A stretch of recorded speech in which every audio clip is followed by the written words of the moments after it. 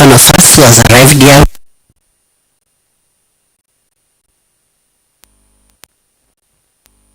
to be with us. We thank you. In Jesus' name we pray. And so I just want to take this opportunity to welcome you all to this wonderful meeting because Digital Green and Calro signed an agreement to establish a FarmStack data sharing network for the primary objective to improve the impact of digital agriculture solutions in Kenya, and this is being stewarded and being led by the Minister of Agriculture through Calro.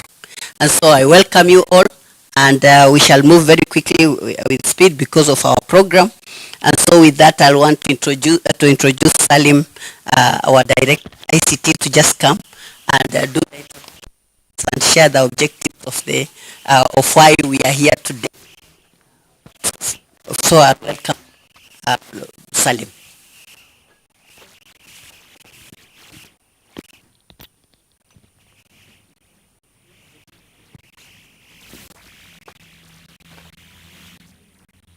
The representative, the cabinet secretary, Minister of Agriculture, Livestock, Minister of Agriculture, Crop and Livestock Development, the agricultural secretary,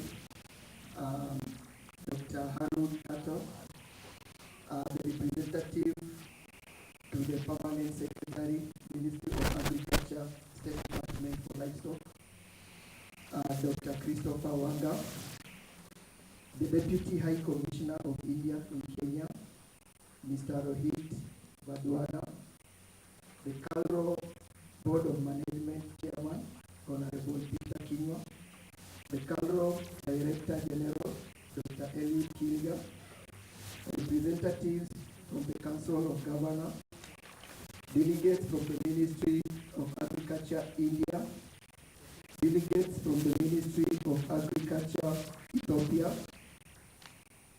representatives from the county government, distinguished guests, ladies and gentlemen, good morning.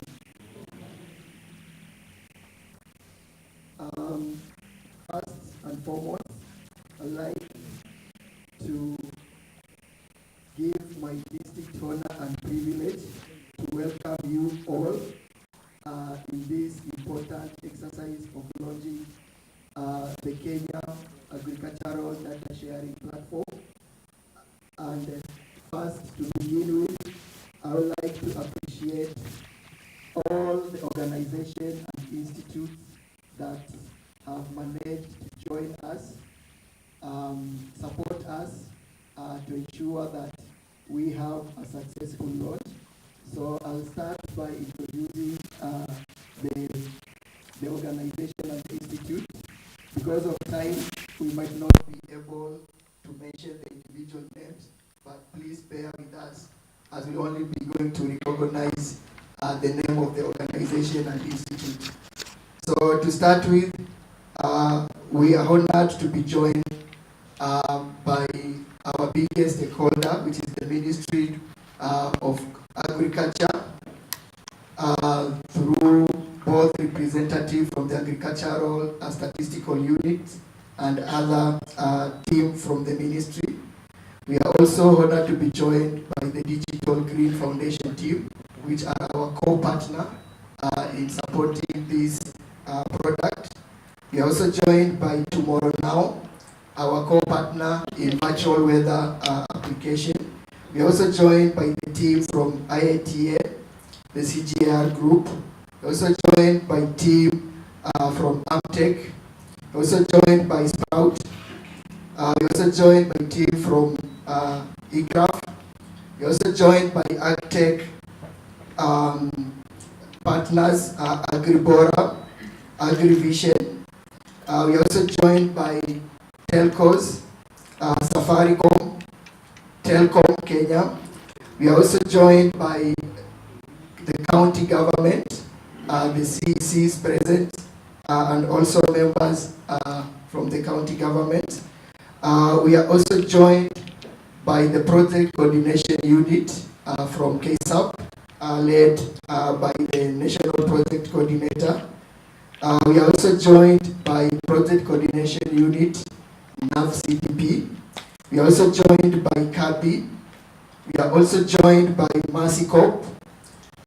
We are also joined by CGK, TRCG, and also Kuza Biashara, one of our agri-tech partner. We are also joined, and luckily enough to be joined by our actors and other equivalent from the Ministry of Agriculture in India and Ministry of Agriculture from Ethiopia. Please can we clap for them?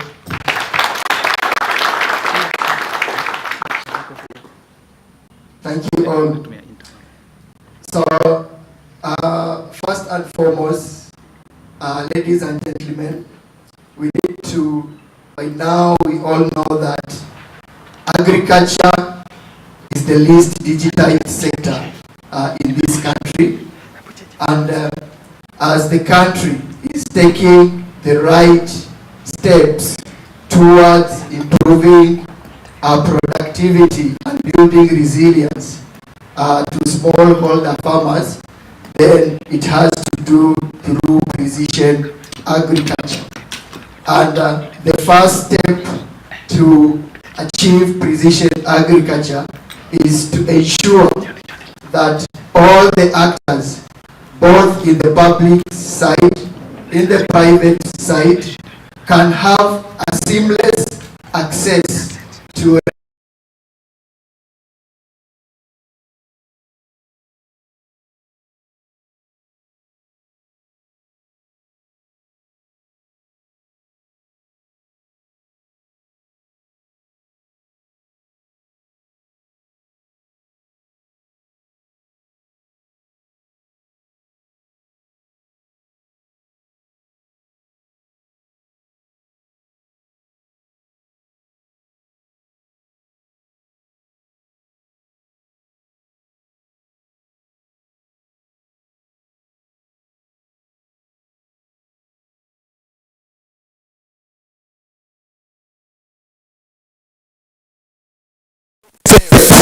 was now to know the stakeholders.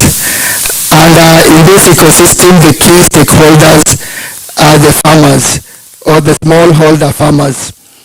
So it was important to know this group of stakeholders, to know where they are, what are they doing, what is their market dynamic look like, and what is their climatic and environmental characteristics, both the previous or historical climatic characteristics and also future forecast characteristics in terms of weather and climatical characteristics. And then now once you know the farmer or once you know this stakeholder, that is when now you'll be able to promptly and accurately advise the farmer with relevant insight. So we, as the Ministry of Agriculture, we had envisioned this and we had already started collecting the relevant data revolving around this stakeholder. Now, what you can appreciate is that as a public sector alone, we could not be able to achieve and aggregate all these data sets. So we needed the support from even the private actors and other public actors together to collect and aggregate and beef up one another to come up with this centralized and robust agricultural data set.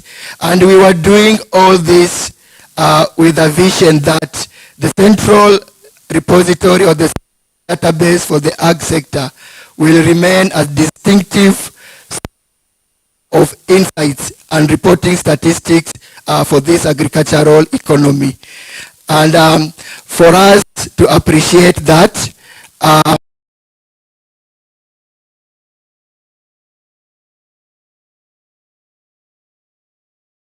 with a way to ensure that all the contributors to this resourceful data sets or this full data repository for the ag sector will also be able to seamlessly access this data in a more secure and also more relevant way to have this data at their end.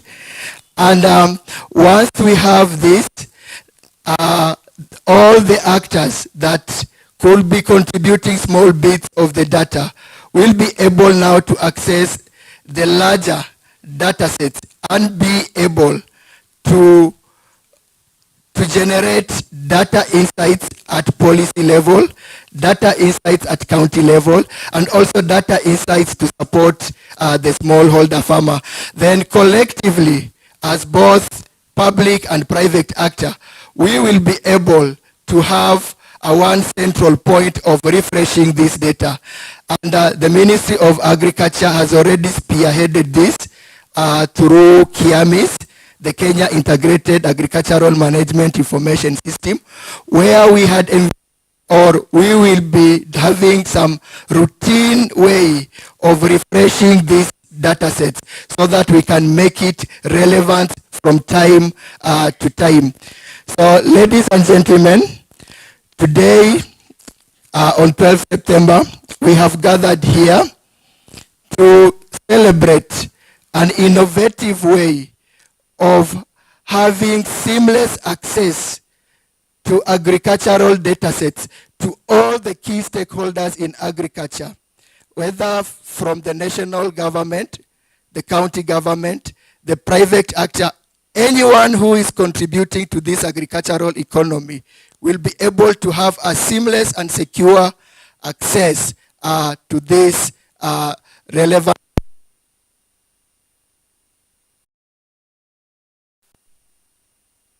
the farmers. So we are here all together to celebrate this innovation. Thank you so much.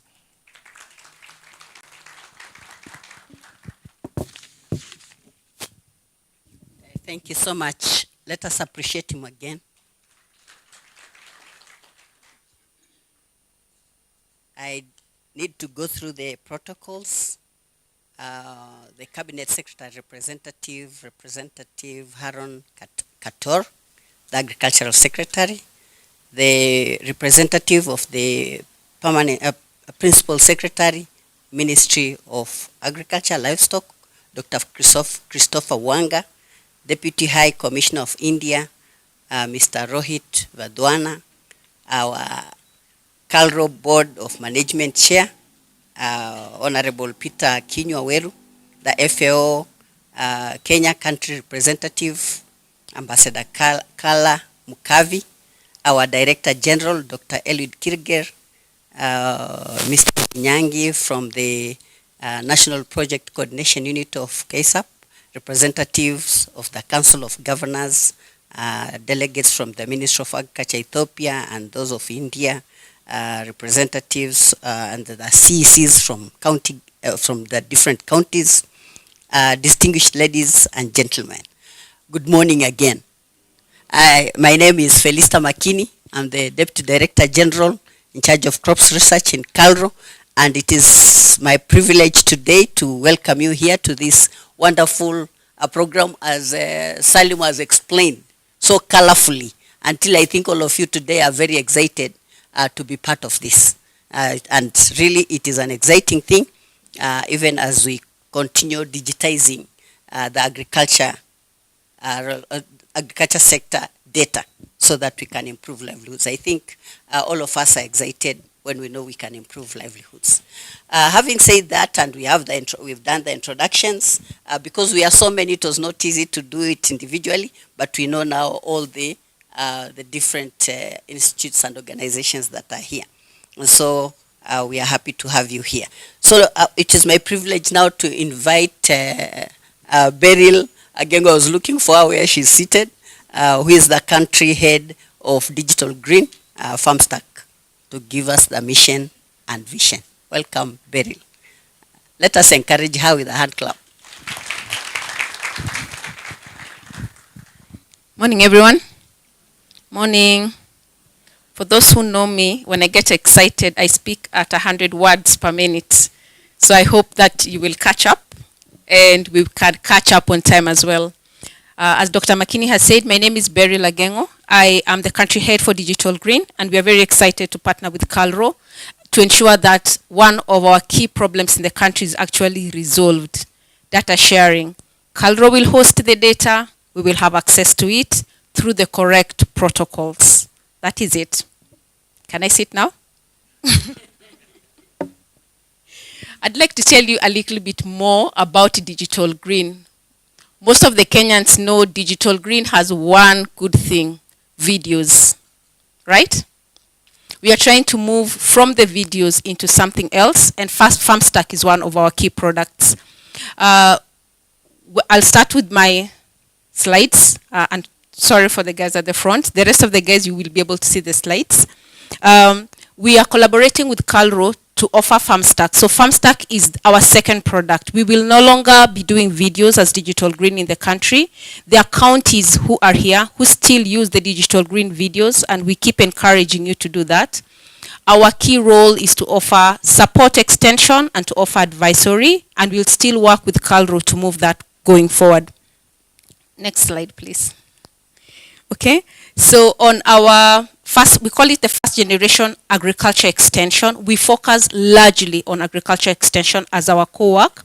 We know that extension is a problem in the country. One extension officer to an estimate 1,000 people. And we are trying to see how else can we help these extension officers have the right advisories, know what to look for, and support the farmers better. If they have the right content, if they know how best to get this content and circulate it faster, then we'll be able to move. Next slide. How can we increase the relevance, speed, cost effectiveness of public extension? Is it that we work with the government to get more extension officer? Is it that we work with our youth and our employed to get more extension officers? Who else can support the ecosystem? And I'm glad that Kadp is here somewhere. I know that they do a lot when it comes to extension. They have a lot of content, but tapping into what they have, tapping into what KALRO has as extension, tapping into all that and getting it to the extension officers so that we are able to go forward and improve the extension services in the country will be a plus.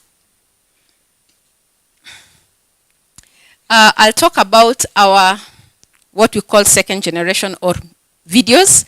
That as Digital Green we have stopped doing, but did we see impact on it? Yes. Is it still being used despite us saying, yes? We know that I went to Nyeri and their request was, can we still use these videos? I said, yes, we can still use the videos because they are relevant to you. They are localized, they are done by the local community, the local extension officers, the local farmers. It makes sense to them at that level. So going forward, it's a matter of what else can we take, how else can we improve it going forward? To ensure that the videos can continue on the side, but what else can we do that we feel is more cost effective for us going forward? So seeing is believing, right? We have done an estimate 7,000 videos. Most of them are free and are on YouTube. You can access them, whether it's in Kikuyu or Kamba. You will find it, and you'll find it that it answers the questions the extension officer talks about. All these videos have more than 80 million views, yes, on YouTube, without us influencing the same. We have worked with more than 54,000 lead farmers, and we've worked with more than 5 million farmers across the board, 70% being women. Our core impact is that 10% cost, we have a 10% lower cost per adoption, which means these videos did work and serve their, what we needed for them. So what are we going to do going forward? I know I've said we've stopped the videos. So FarmStack is one public good. It is open source software, so anyone else who has a lot of data who's figuring out how they want someone else to access it, please talk to us. I'm sure Dr. Wangombe is somewhere, but most of our team members are here at the front as well. Talk to us so that we can work with you on exactly beyond FarmStack, what else can you do with us. FarmStack will sit at KALRO. It is a public good, and they will work with it going forward to support the ecosystem. We started in 2019. We have since evolved and evolved. We are learning as a company. Calro is our key partner, but we are also working with the county of Muranga, Nyeri, Meru. We've worked with Laikipia and a few other counties. It's on your flyers on offering different solution. Our next product, which is Generation 3,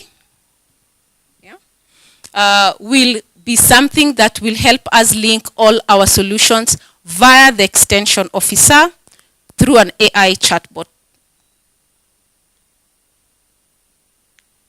Shall I continue?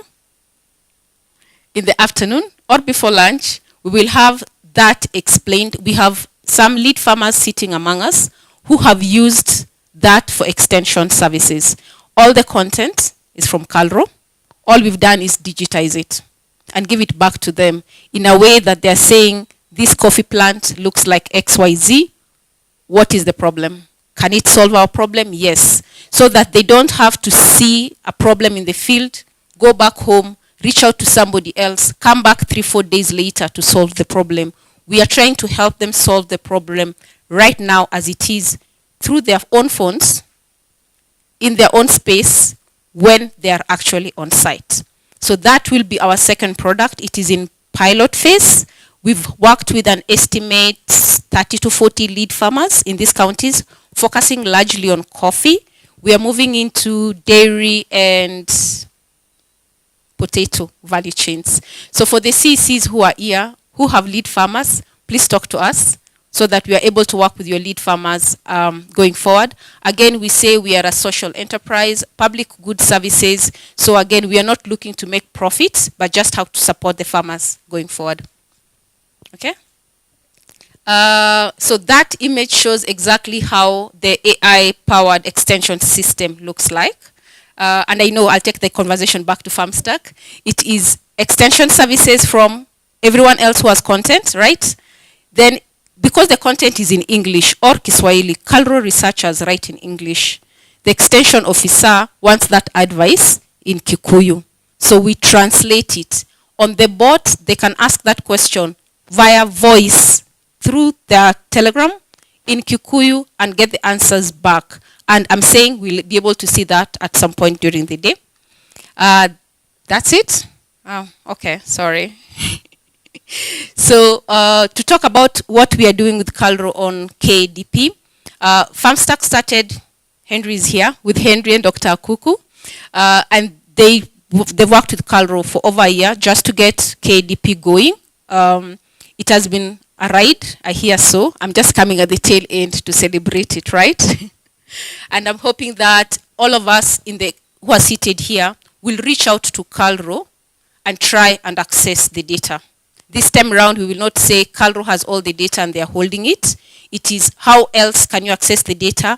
What can you do with it? And can you share it back so that we improve the Kenya agriculture database? Thank you. Back to you, Dr. Makine.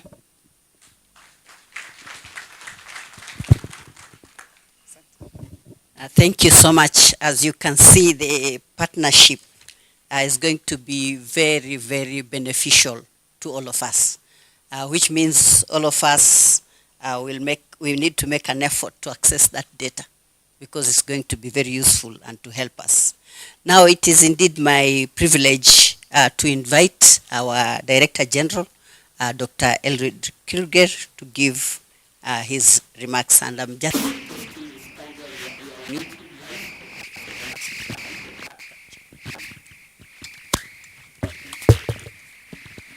thank you very much, Dr. Makini. Representative of our chief guest today, who is the Secretary Administration, Panakator, I don't know whether you have arrived, representing our chief guest, who is the Cabinet Secretary, Ministry of Agriculture, Livestock and Livestock Development, representative of the Principal Secretary, State Department of Livestock Development, Dr. Chris Wanga, the Indian High Commissioner, Ambassador Rohit Vandwana, FAO Country Representative, Ambassador Kala Makavi, the Chair, Calro Board of Management, Honorable Peter Kinyua, CEC's Agriculture and Livestock Development, present, delegates from the Ministry of Agriculture Ethiopia, delegates from the Ministry of Agriculture India, distinguished guests, ladies and gentlemen, good morning. Amujambo. I'm honored to welcome you today to the Kenya Agricultural Data Sharing Platform, which is being launched today here. I'm pleased to inform you that this is a great milestone for players in the agricultural space, as has been explained by my previous colleagues. Indeed, the Kenya government has made significant investments in extension to serve the country's almost about 6 million smallholder farmers. Despite this, government entities and other private and non-governmental organizations still have limited capacity to share and use data for the cost-effective delivery.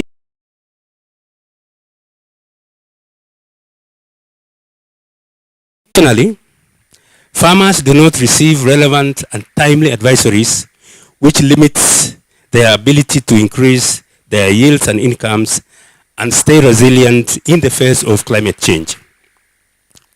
Ladies and gentlemen, the provision of agricultural extension services in Kenya plays a critical role in the agricultural sector. It is, however, evident that these services have little impact since they do not reach the majority of the farmers who directly need these advisories. This is due to resource constraints, a very low ratio of extension officers per farmer, among other challenges. With the use of ICT, e-extension services can be availed to nearly the entire population of farmers in Kenya without the need of having a huge pool of extension officers, which is impossible anyway.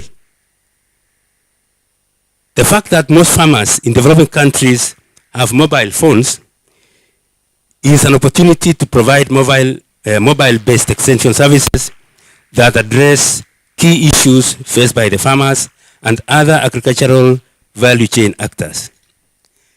In a country like Kenya, where mobile penetration is nearly 90%, the government and the private sector can provide excellent platforms of extension services that reach a greater part of the population. This has been proven to be impossible with the face-to-face visits that characterize the traditional provision of extension services, such as the voice, installable applications, and the web can be combined in order to accommodate farmers with a diverse range of mobile devices. In addition, there is need for stronger partnerships between the national government, county governments, and other stakeholders in the provision of extension.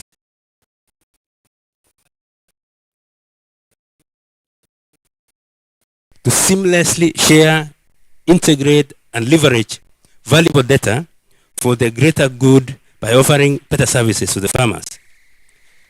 By fostering collaboration, enhancing data accessibility, and promoting sustainable agricultural practices, Kadp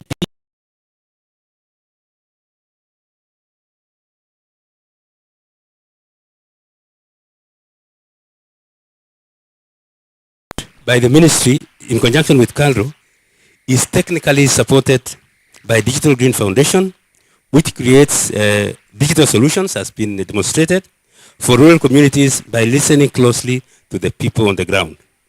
Through this partnership, the two organizations will leverage on FarmStack, a software tool for secure, controlled data sharing. In addition, Calro will build a digital community committed to benefiting Kenyan farmers, enabling public, private, and non-profit organizations to tailor products and services to farmers, ultimately increasing their productivity and resilience. Kadp can share, analyze, and visualize data and information, and is a digital public good that empowers organizations across the agricultural landscape to seamlessly share, integrate, and leverage valuable data for better services to farmers in a secure environment. At this juncture, I present to you the platform for validation, which will be done continuously, and for the launch. Thank you very much, and God bless you.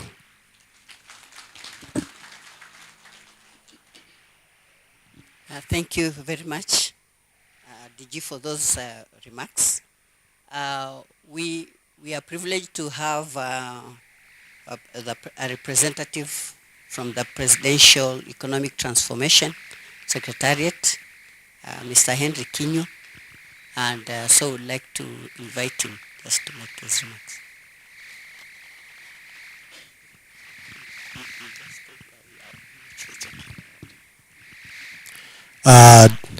DG Caro, representative from the CS, representative from the PS, my very good fellow chairman, and my brother Peter Weru, and everybody present, my former colleagues at Digital Green.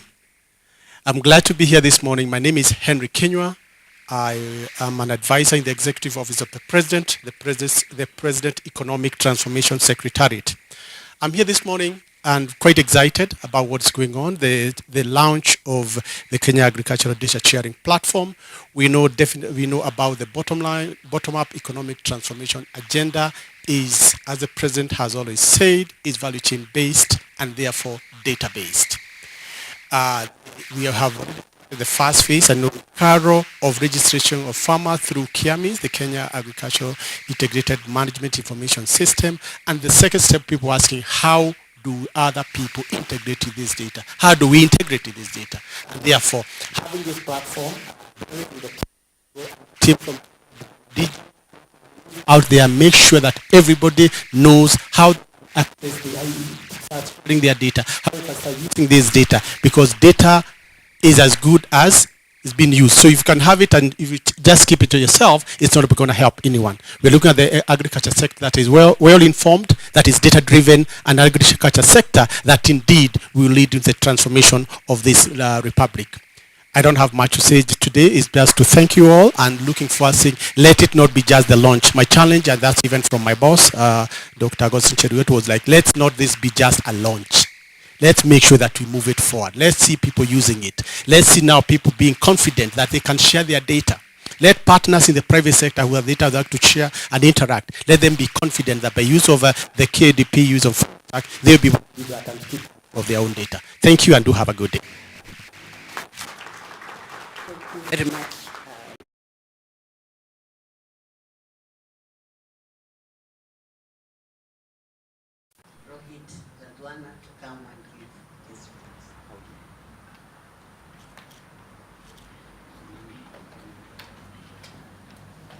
Good morning and thank you very much for having me here. All the representatives of various organizations, including the representatives of Digital Green led by Mr. Vinit Singh, representative of the Ministry of Agriculture from India and Kenya, and Kalro Director General Chairman, as well as FAO country head. Thank you very much once again for having me here from High Commission of India. This occasion needs a celebration. This occasion needs a celebration in terms of India-Kenya friendship, our long-standing historical partnership. And this is not the only one occasion, but I am saying this is the period of celebration. Why? Because we are going to celebrate few more occasions, few more points of time which will be remembered in the history of our friendship. Today, the launch of this digital public good, Kadp by Kenya, which is built by the Indian technology experts and the digital public good, is one example. And this will help in transforming the lives of farmers in Kenya, the same way it has done in India. I'll just make a brief reference of India's Tech, which is conglomeration, which is the bunch of various public digital goods which are being used not only in India but many other countries in the world. For example, the unique digital identity that India has developed and being used by more than 1.2 billion people. The national payment system is developed in India and is also in use now internationally, which supports trillions of transactions and facilitates the last mile person to be on the digital infrastructure bridge that empowers the person who is living miles away from the capital. The same thing will happen in Kenya, since the Kenya is embarked on the same journey. Recently there was ID for Africa summit held here in Kenya, where again some Indian companies had participated, and the review given to the High Commission was that Kenya is much ahead in this progress. I would like to also mention that India has been one of the countries where Kenya has looked at for creating their own digital highway for the e-citizen platform. In front of agriculture, since the Secretary Administration is present here, who will be my co-chair in the Millet Conference Committee, I want to mention that India and Kenya are going to organize the India-Africa International Millet Conference in Nairobi very soon.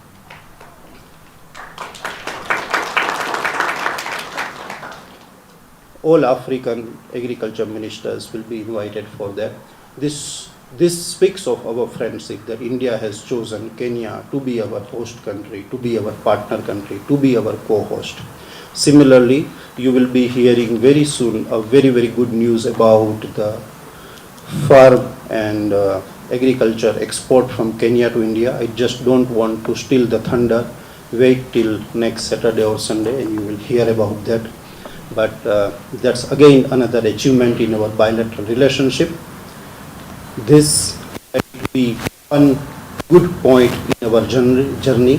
Let it be one milestone in our walking together on the path of friendship for mutual progress and welfare of people.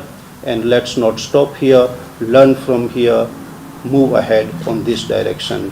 Once again, congratulations to the government of Kenya and all the stakeholders, Vinithji, led by your team, for putting this together, the Kadp platform, which is going to help millions of farmers in Kenya and will be replicated, I'm sure, in many other countries in time to come. Thank you very, very much.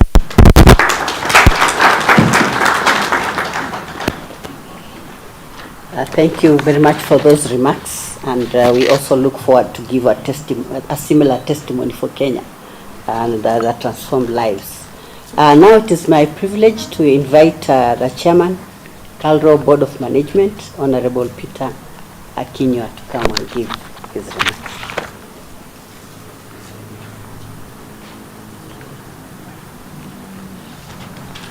Thank you, Dr. The representative of the Cabinet Secretary, Ministry of Agriculture, Livestock,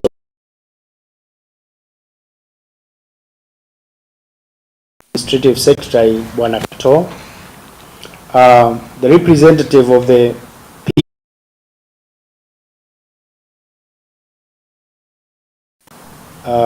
Dr. Chris Wanga, the representative from the Presidency, my brother Henry Kinywa, representative of the Council of Governors, CECs in Agriculture and Livestock Development here in present, Director General of CARA, Dr. Eliud Kirga, delegates of the Ministry of Agriculture from Ethiopia, and delegates from the Ministry of Agriculture from India, all our partners, with guests, ladies and gentlemen.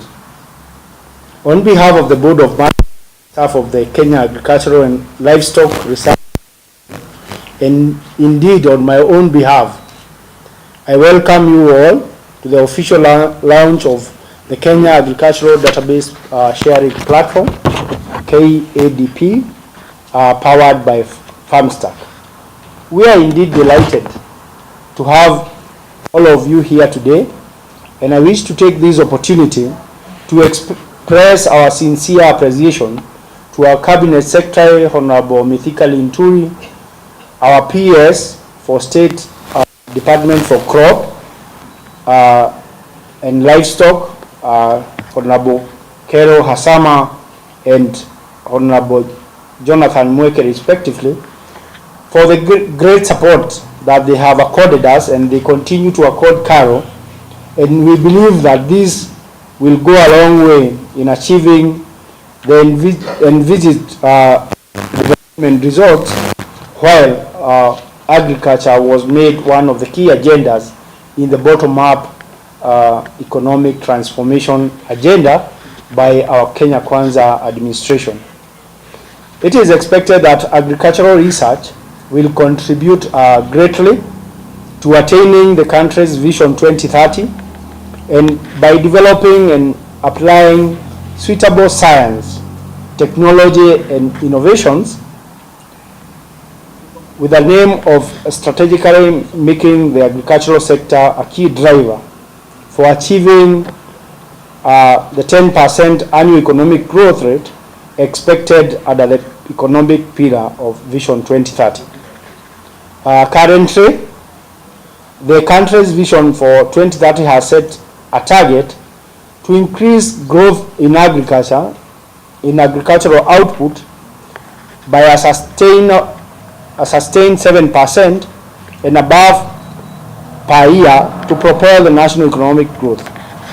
The current Karo strategic plan for this year up to 2027 is aligned to the Kenyan Constitution and the Vision 2030, the STP4, and the Agricultural Transformation and Growth Strategy for 2019 to 2029, and all the other relevant national, regional, and international policies and strategies that guide Karo in delivering its mandate, and continue to the growth of agricultural sector by generating the appropriate technologies and innovations for increased productivity and quality in diverse products, processes, and services.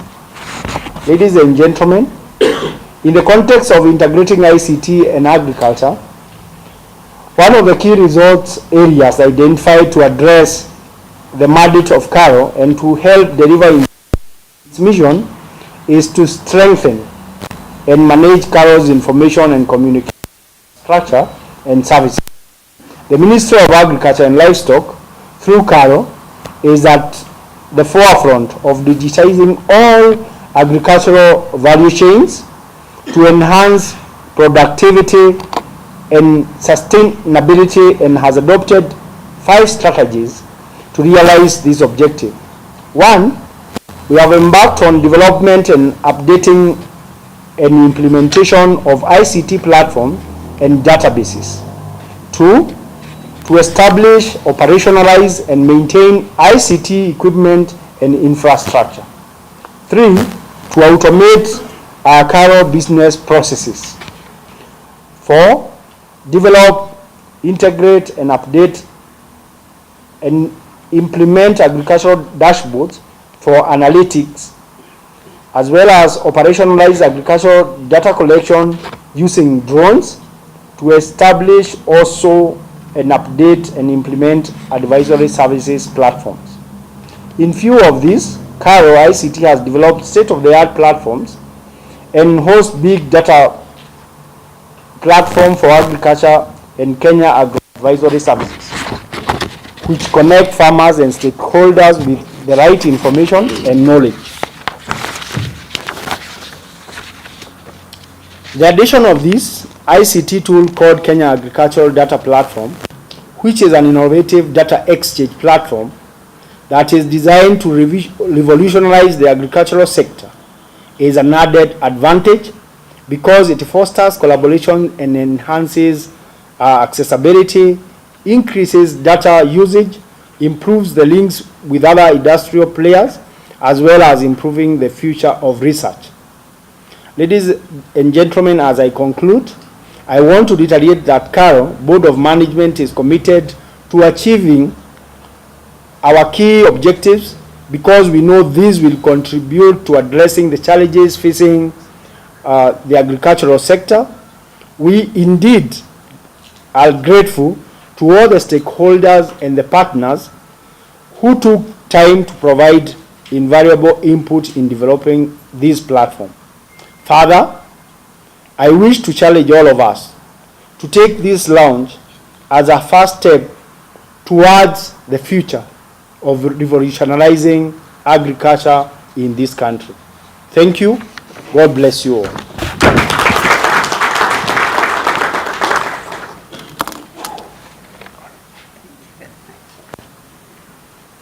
Thank you very much to our chair.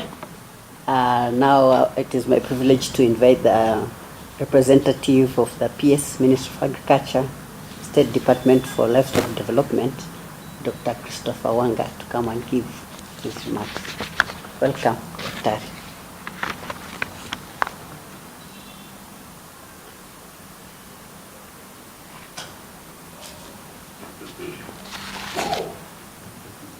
Thank you.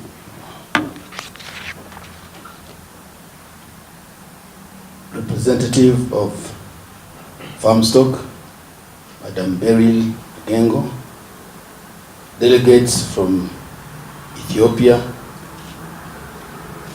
India, and of course our Kenyan colleagues, the Director General, Kenya Agriculture, Livestock and Research Organization, Dr. Kirege, the Indian Deputy High Commissioner, Ambassador Rohit, the FAO Country Rep, Ambassador Kala, Calro Board of Management Chairman, Honorable Peter Kinywa, the representative of the Cabinet Secretary, Mr. Gato, colleagues, good morning. It's my great pleasure to stand in front of you to speak to this distinguished audience on behalf of Honorable Jonathan Mweke, who is out of the country on official assignment. I really loved to be here. Maybe before I do the remarks, Madam MC, are you going to invite somebody from Council of Governors to say something? Or probably I could take 1 minute of the time. Say, you have something from the Council of Governors?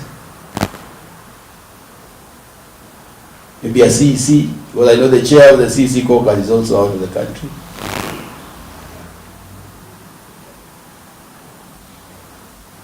Thank you.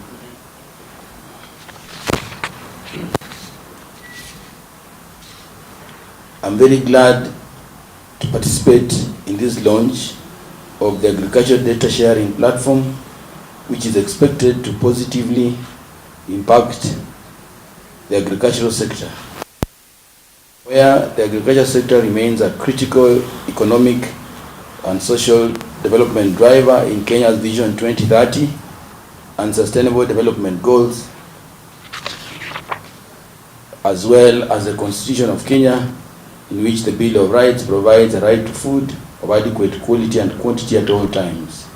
The right is a clear mandate and requirement that must be prioritized to ensure food safety, food security, and nutrition, even as we pursue other equally important objectives of reducing poverty and generating employment. Despite the sector being a key contributor to the economy, it faces many challenges. In addition, the potential for the agriculture sector to reduce poverty and contribute to economic growth remains largely untapped due to lack of accurate data necessary for planning, financing, and implementing programs. And I think this is a space where we find ourselves in, and for me the launch of this platform could not have come at a better time. On behalf of the State Department of Livestock, I wish to attest to this audience here that I think the capacity within the Kenya Agriculture and Livestock Research Organization on agricultural data management cannot be gainsaid. And I want to just urge you to keep up. You would recall that not in the very recent past, you have supported the State Department of Livestock in putting up a very robust database for its livestock resources and attendant functions. You are in the lead in keeping and helping us to manage the livestock data for the development of the livestock master plan, aimed at providing accurate data for planning within the sector. So, Carl, please, congratulations, and I think that is the spirit as you lead the way.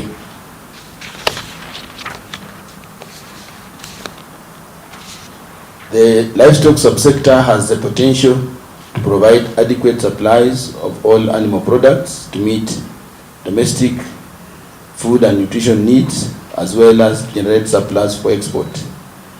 Animal resources support livelihoods, contribute to nutrition as a source of food, and provide wealth for Kenyans and significantly contribute to the national economy.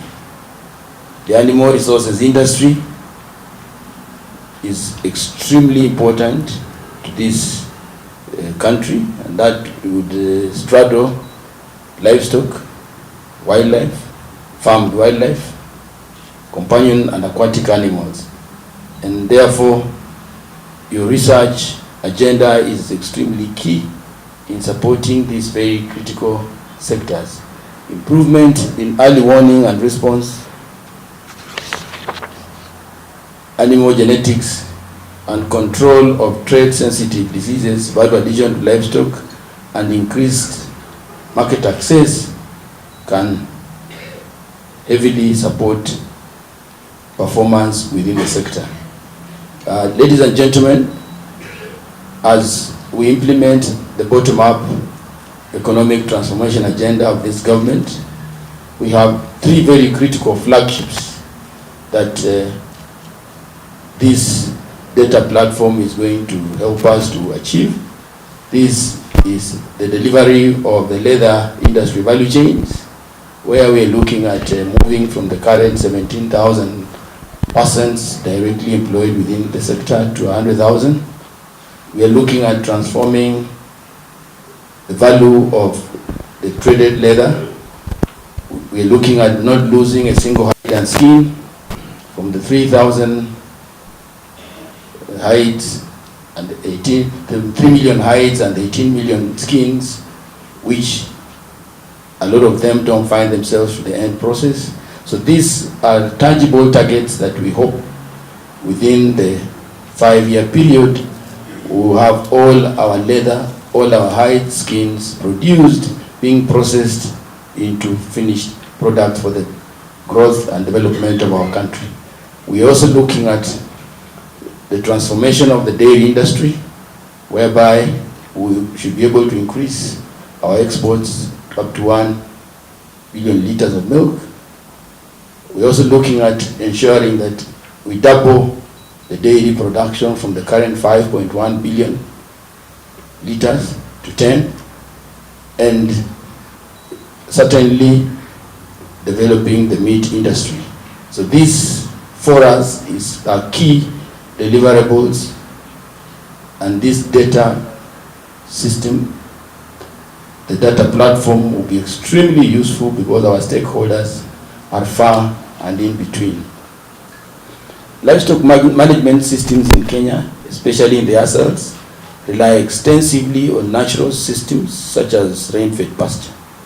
These livestock systems are very climate sensitive and vulnerable to the impacts of changing and irregular rainfall patterns and droughts. Climate change gives rise to unpredictable weather patterns characterized by erratic rainfall, frequent intense droughts, floods, frequent storms, rising water levels, bleaching of corals, changes in water's physical and chemical parameters, and unfavorable temperatures and seasonal variations. These events often lead to reduced animal and fisheries production. Despite the challenges, it is important to note that accurate, timely communication and information sharing in the sector are important in developing, exploiting, and managing these resources.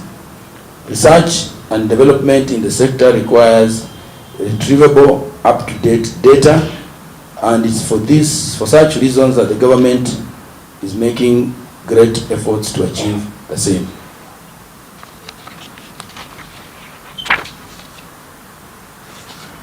And in this regard, for us to succeed in this space, we expect the national and county governments to work together as we uphold the food for health, nutrition and national security principle. And we are expected to develop an integrated food and nutrition security data and information management system for ease of access by all stakeholders. The two levels of government are expected to support the establishment and management of an agriculture sector data and information database for planning, research, and effective implementation of programs, and also promote the use of ICT in livestock sector services to support communication, data management, and information sharing.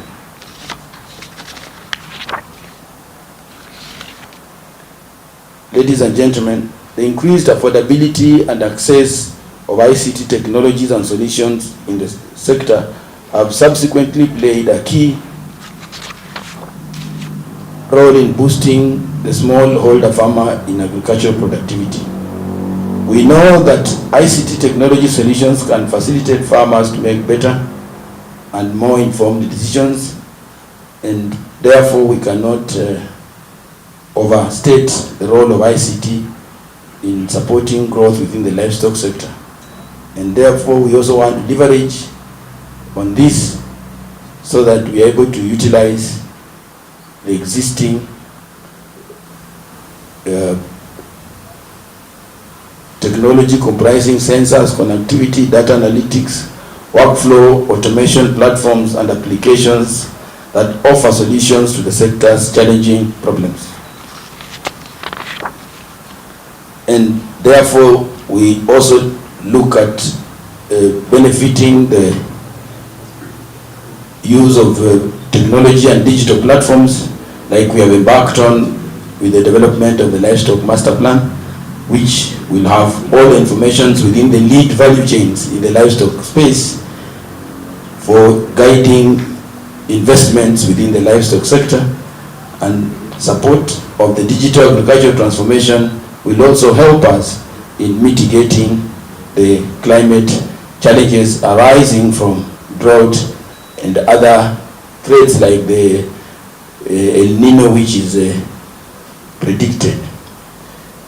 Ladies and gentlemen, the Ministry of Agriculture and Livestock Development through KALRO has played a crucial role in developing these ICT solutions that enable access to research information, resources, and technology, and to promote the application of the research findings and technology in the future. I wish to note that KALRO has established several ICT platforms to share research information, advance research, and transfer knowledge on agricultural technologies and disseminate information relating to advancements made in agriculture research. One of them is a big data platform that supports the aggregation and management of agricultural data and promotes data sharing and usage to inspire innovative skills, innovative action, and active improvement of capacity of the agricultural stakeholders. Therefore, as I conclude, it's worth noting that this new agriculture and data platform, KDP, is a critical ICT tool that will make information sharing and open data access across research institutions and other value chain actors much easier, because the current direction of the world is that data platforms are critical in growth of all sectors, and particularly in the agricultural sector. And finally, ladies and gentlemen, information without support can be extremely dangerous, and therefore it is critical that the information relayed is as factual as it can get, so that we are able to support, to guide our clients, who are the publics, in making informed decisions of all their investments or any other interventions required within the sector benefiting from this information. Those remarks, thank you very much, and may God bless all of us.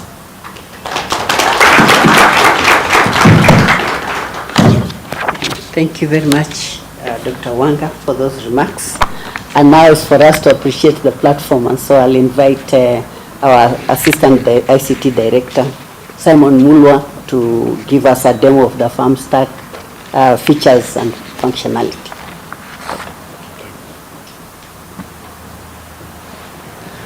With all protocols observed, good morning, everyone. Okay, so mine is to give us a preview of the platform so that as we work towards the launch, we can appreciate what we've done on the platform. So if you could look on the screens on your sites. So what you are seeing is the platform that we are calling the Kenya Agricultural Data Sharing Platform. It's a platform that has been developed with technical assistance from Digital Green and in collaboration with Caro. So what you are seeing is a home page of the platform. So from the home page, you can appreciate from what we are seeing right now, the various data sets. As you know, we've collected a lot of data as Caro, whether in terms of farmer data, agronomic advisories, and what we are saying is that it's about time for Caro to make this information available. So the current national farmer registration that is happening, that data is coming into Caro Big Data through the Kiamis tool. And we are saying that going forward, we are going to make sure that all the counties access their data as and that when they require that data. And through that, we are making sure that this data is accessed using the right protocols. So as you can see right now, we are looking at a data set that has been published on the system for Kiamis. So using this system, you can just, with a number of few clicks, you can create automatic dashboards. So we can see, if we click on the dashboard, you'll be able to see automatic analyzation of the data set that has been presented. So this information can be used for policy making. You will be able to know how many farmers you have at a glance, based on the ward, what they are farming, where they are, and how best to give interventions for this. And what we are saying is that for policy people, you can look at the flow charts and bar graphs and make informed decision just from looking at the presented data. But for our guys in the counties, the statisticians who want you to access this data and go ahead and make analysis, we are saying that we are no longer going to give you Excel files that are not adhering to the Kenya Data Protection Act. So we are going to present this information using API. So from the API side, all you need to do as a consumer of data is to come from here and make a request. So from the left side, you can see we have the API code that they will be able to access. We have masked the personal identifiable information to the sense that anyone viewing this information cannot tell the ID number for Simon, the phone number for Simon. You will only have a name for Simon, who is in a certain county, but you don't know who it is. Until you go and make a request on the API, then automatically from here, you will be able to select the fields that you need from the data. Do you need to access the phone number, the ID? Then once you select all the various fields that you will need, you will send your request. This request will come to Caro, and then from the backend, from the data, the big data side, we will be able to see all the various requests from the partners or stakeholders, counties or national government, and then we will approve those requests based on the data that they have requested, and then you can take that data and make analysis with it at a personalized level. Apart from requesting for this data, we are saying that you will be able to see all the other use cases that as Caro we have developed. We usually have information available in PDFs, in Excels. What we are saying going forward, you'll be able to access this information using the latest technologies for you to go and use them. If you need to impact farmers, you cannot impact farmers. This data is now available for you to request using using very state-of-the-art technology that is approved in line with Data Protection Act for you to access that data and make informed decisions. So, ladies and gentlemen, that's just a brief. This is some of the partners that we are working with, most of them probably represented in the room. And we are saying that now going forward, they are able to access this platform, ingest the data, whether policy, you just want to look at a graph that tells you how many farmers you have and where they are. If you want to make in-depth analysis, you can still go ahead and do that in the system or request the data and do the manipulation yourself. So this is just a brief of what we are doing. We will have more resources, and like Beryl said, this is just to show you a tip of the iceberg. So for the sessions that are coming next, we'll be able to do in-depth into each module of the system and what it's doing. So ladies and gentlemen, what we are saying is that request your data as of now. Every data that is coming into KIAMIS right now, what's for guys to monitor how the data is coming in. So what we are saying is you can go ahead and request the data for your analysis. Thank you.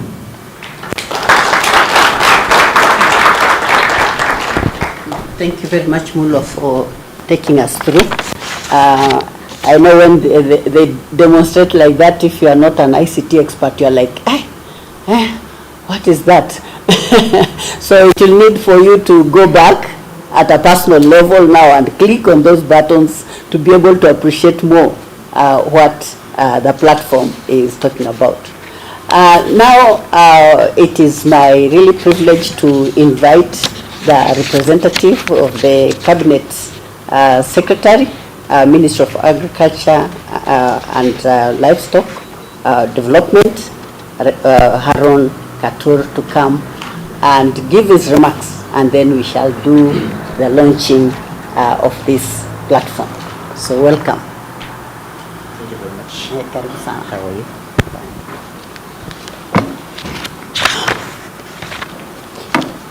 Good afternoon. Oh, is it? I guess it's because I come from another department. I apologize.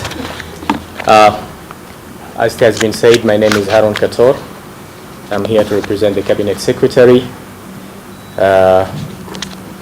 who could not make it. He's out on official duty. And as I arrived this morning, I knew the meeting was starting at 10, only to realize that you had been here earlier, an hour ago. I also wish to apologize for that. However, I'll take you through the speech. And then I've looked at the program. I still notice that we still have a number of issues to do in the afternoon. I hope we'll all be together. The representative of the Principal Secretary, Livestock Development, Head of National Institutions, representatives of Council of Governors, the CECs in Agriculture and Livestock Development, the Chairman, Calro Board of Management, Honorable Peter Weru, Director General Karo, delegates from the Ministry of Agriculture in Ethiopia, and delegates from the Ministry of Agriculture of India, led by the Deputy High Commissioner, His Excellency Rohit, who is also my co-chair. Although we are meeting in this platform today. Distinguished guests, now let me greet you the way it's supposed to be. Good morning. I thought we have really moved forward. Can we maybe put some life into our voices? Good morning. Good morning. Absolutely. It gives me great pleasure to be with you today during the launch of Agriculture Data Sharing Platform, developed by the Ministry of Agriculture, Livestock Development through CALRO and Digital Green Foundation. The tool dubbed Kenya Agriculture Data Platform, that's KADP. How do you pronounce it? Kadp? Or you just KADP? Sorry? I want us to be more engaging, because I know I must admit, while we are really embracing the issue of ICT, the issue of phone calls, cell phones have also been very destructive. You realize most of the information being shared, actually most people are actually looking at their phones. So that's why I want us to engage so that we can go through this and actually capture the day with the intentions that we're supposed to be here. So the tool dubbed Kenya Agriculture Data Platform is a web-based platform that promotes agriculture data exchange and access across all agriculture actors in the public and private sectors. The tool, that's Kadp, is a digital public good that empowers organizations across agricultural landscape to seamlessly share, integrate, and leverage valuable data for better services to farmers in a secure way with consideration of the Kenya data regulations. Ladies and gentlemen, as you are aware, the world is challenged to develop concrete solutions to feed a projected 9 billion people by the year 2050.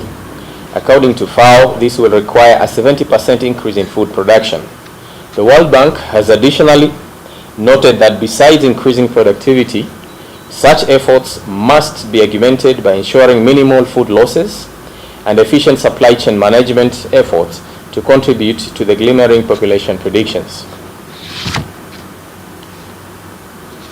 Ladies and gentlemen, the increased affordability and accessibility of ICT technologies solutions in the agriculture sector have subsequently played a key role in boosting the role of smallholder farmer in agriculture productivity. Besides that, the role of agriculture research information and knowledge has rapidly gained acceptance among different stakeholders. The potential of technology and digital tools to support the access to and exchange of this information and knowledge towards agriculture transformation is clear. Digital transformation in agriculture can lead to enhanced systems, connecting farmers and agribusiness along the value chain. The aggregate need for data analytics and the discovery of new knowledge from agricultural data sets is also critical. Therefore, it is important for ICT developers and innovators to avail tools and information for use by all actors in the agricultural sector. We know that some of the successful cases of ICT application in research and developments in agriculture include bioinformatics, application of programs for interpretation of gene sequencing data, use of global positioning systems, geographic information systems, disease forecasting, crop suitability assessment, modeling, data cubes, geospatial data, satellite imagery, and remote sensing, agriculture science, technology, and innovation, exploratory analytics, and database visualization, and agriculture weather modeling, among many others. Distinguished guests, the government of Kenya's agriculture coordination and digitization strategy seeks to address three key challenges. First, catalyzing the research and innovation space in agriculture, including around the use of big data and advanced analytics. Secondly, enabling more reliable access to usable and shareable data. And finally, there's third, demanding for quality analysis to support evidence-based decisions on performance management, monitoring and evaluation, research, and policy. The Agriculture Sector Transformation and Growth Strategy 2019-2029 commits to ensuring that agriculture data is available, usable, timely, and interoperable. It recognizes the importance of having both traditional data as census and surveys in addition to other innovative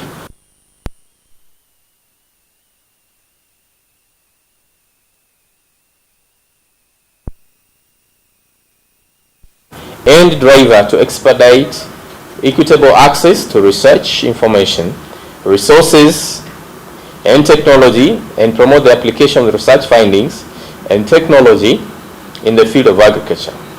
In doing so, KALRO has established several ICT platforms for the purposes of sharing research information, advancing research, and transfer of knowledge on agricultural technologies and dissemination. Dissemination of information to advancements made in agricultural research. Also, KALRO has positioned itself as the central facilitator of access, sharing and utilization of agricultural research data products and data services, information and knowledge to improve the livelihood of farmers and agricultural performance for stakeholders across the agriculture sector. The Ministry of Agriculture and Livestock Development through KALRO has established a big data platform to support the aggregation and management of agricultural data, promote data sharing and usage to inspire innovation action and improve the capacity of agricultural stakeholders. For instance, as of 2020, over 2 million users have been accessing the agricultural observatory platform known as the Kenya Agricultural Observatory Platform, a weather forecast service, while the number of active users on web and mobile application is currently at 1,860,047. Ladies and gentlemen, the Kenya Agriculture and Data Platform is an additional ICT tool that will simplify information sharing and open data access across research institutions and other value chain actors. With the support of the Data Protection Act and access to information, we assure you that the data and information will be stored in this platform will be safe and secure to ensure legitimacy and authenticity. I acknowledge that the ICT's role is necessary in addressing many of these concerns by enabling, enhancing, and facilitating solutions, thereby leapfrogging agricultural outcomes that would have otherwise taken much longer to achieve. Did I take more than 10 minutes? I didn't. I have the last line to say before I conclude. Is there any other issue? Because I can see some action here. I don't want to declare something and then go sit and being told, please come back here. You have something to share? Yes. So can I declare it open? All right. Distinguished guests, ladies and gentlemen, it is now my pleasure as a representative of the Cabinet Secretary to declare the Kenya Agriculture Data Sharing Platform officially launched. Thank you and God bless you. I'd like us to move there. Okay, who and who? Yeah. All right. Let's see how that. Who is coming up here? Yeah, we move there to that. Yes, it's there.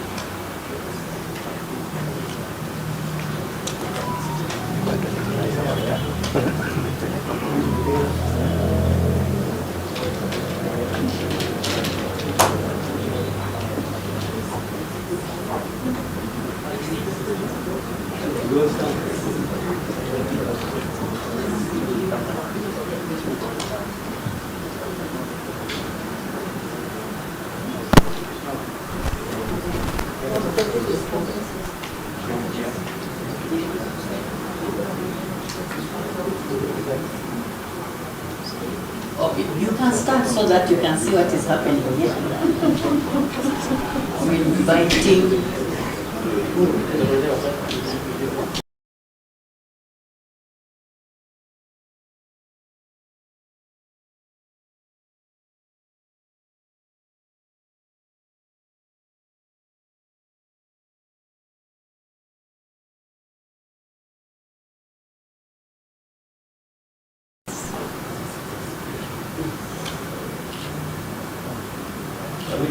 Yes, we are ready.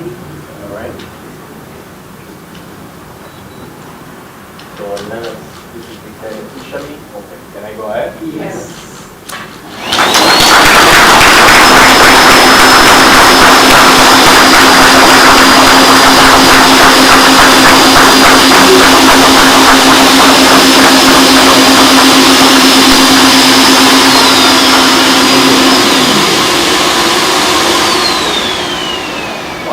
The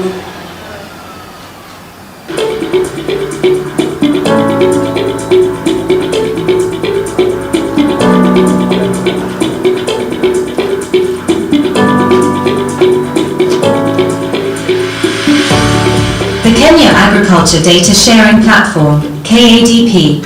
Over the years, lack of data sharing mechanisms has resulted in a decline in farmer-based production and extension services. The lack of a data sharing mechanism has been occasioned by the unavailability of a central database for accessing data for decision-making both at the farmer level and policy-making level. This, therefore, calls for a multi-sectorial platform for data sharing. The Kenya Agriculture and Livestock Research Organization, KALRO, is thrilled to present the Kenya Agriculture Data Sharing Platform, KADP, an innovative data exchange platform designed to revolutionize the agricultural sector's collaboration and innovation. KADP is powered by a digital public good called FarmStack and aspires to empower organizations across the agricultural landscape to seamlessly share, integrate, and leverage valuable data for the greater good by offering better services to farmers. By fostering collaboration, enhancing data accessibility, and promoting sustainable agricultural practices, KADP aims to drive positive change and create prosperous farming communities worldwide. KADP is a key enabler of data sharing and contributes to the BETA agenda under the agriculture productivity model. The platform will provide access and sharing of farmer data collected through the National Farmer Registration with national and county governments for informed decision-making towards achieving the bottom-up agriculture productivity strategy.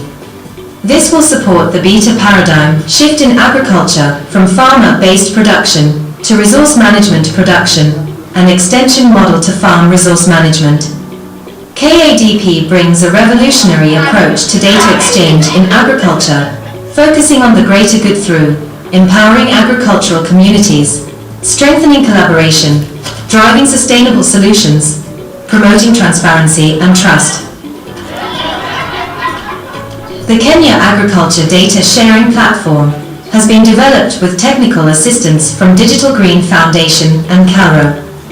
For more information on how to use KADP, visit kadp.karo.org. KADP is powered by FarmStack.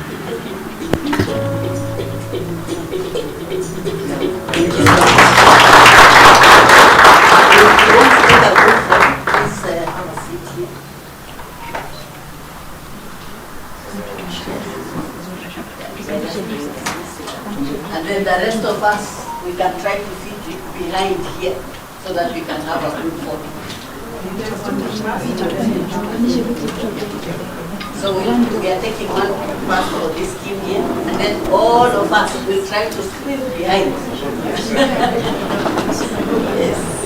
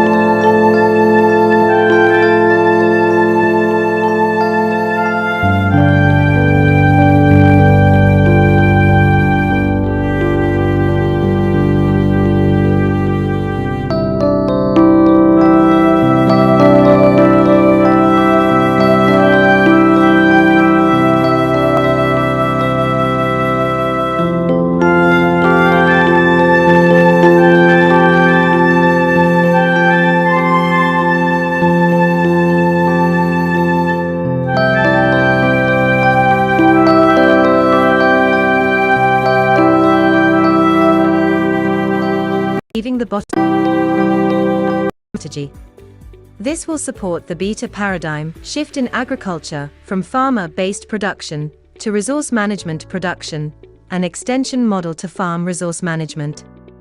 KADP brings a revolutionary approach to data exchange in agriculture, focusing on the greater good through empowering agricultural communities, strengthening collaboration, driving sustainable solutions, promoting transparency and trust.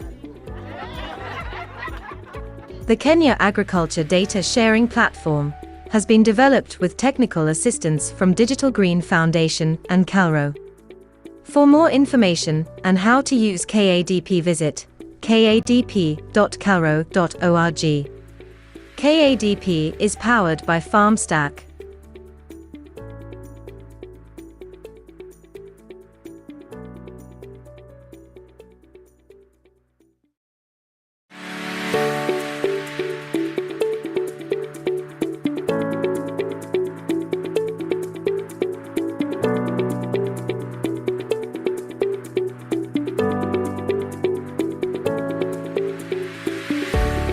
The Kenya Agriculture Data Sharing Platform, KADP. Over the years, lack of data sharing mechanisms has resulted in a decline in farmer-based production and extension services. The lack of a data sharing mechanism has been occasioned by the unavailability of a central database for accessing data for decision-making both at the farmer level and policymaking level.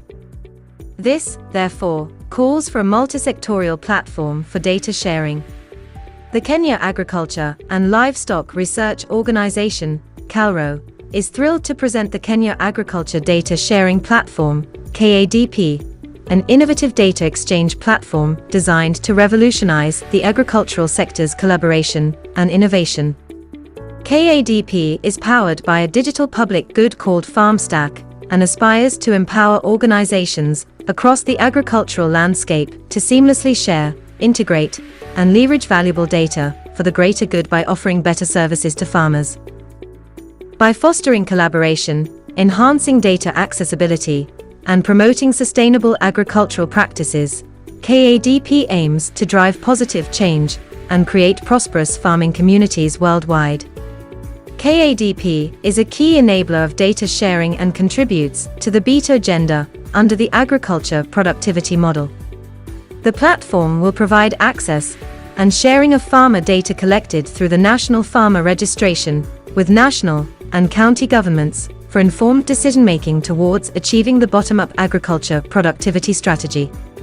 This will support the beta paradigm shift in agriculture from farmer-based production to resource management production, an extension model to farm resource management. KADP brings a revolutionary approach to data exchange in agriculture, focusing on the greater good through empowering agricultural communities, strengthening collaboration, driving sustainable solutions, promoting transparency and trust. The Kenya Agriculture Data Sharing Platform has been developed with technical assistance from Digital Green Foundation and CalRO. For more information and how to use KADP, visit kadp.calro.org. KADP is powered by FarmStack.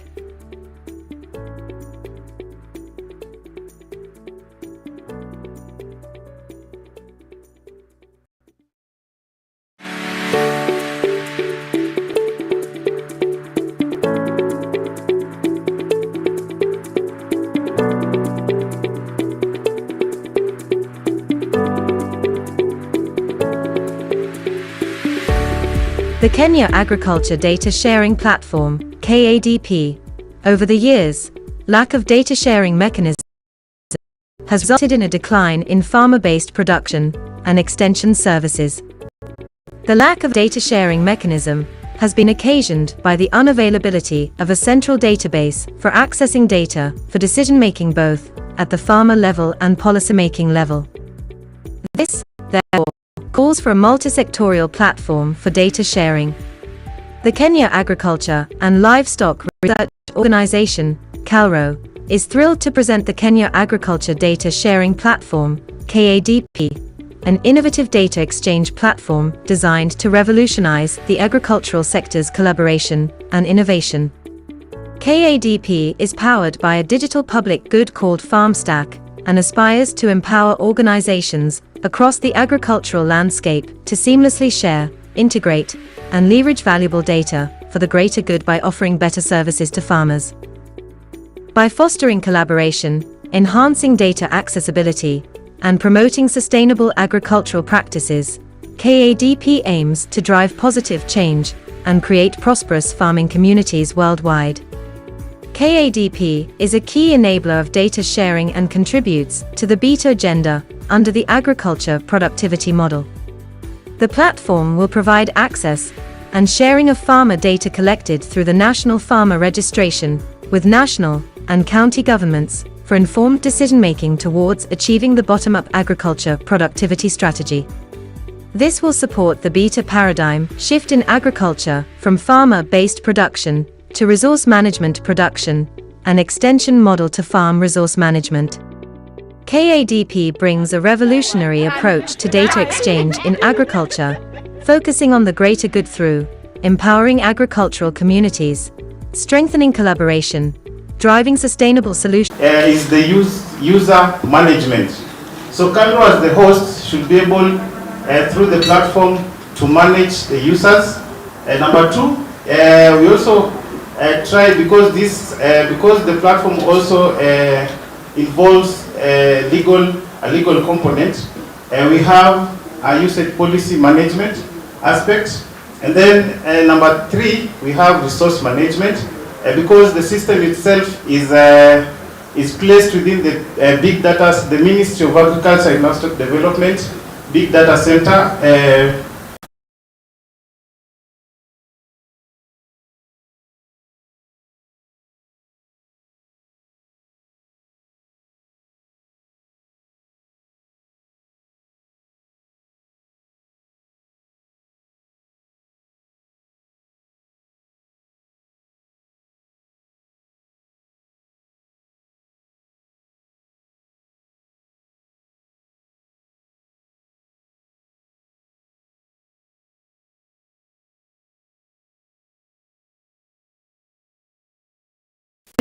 We do the categorization.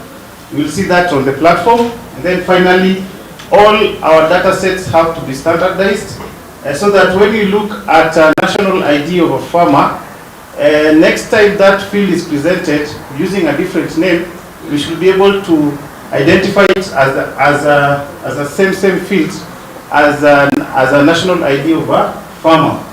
Then we can expound on the usage policy.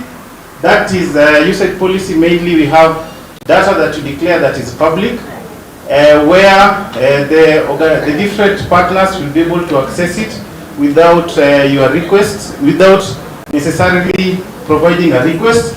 We also have private data that you can only share it upon approval if the recipient provides that request to you. So on that diagram, you can be able also to see that the platform will be able to provide functionalities of data sharing.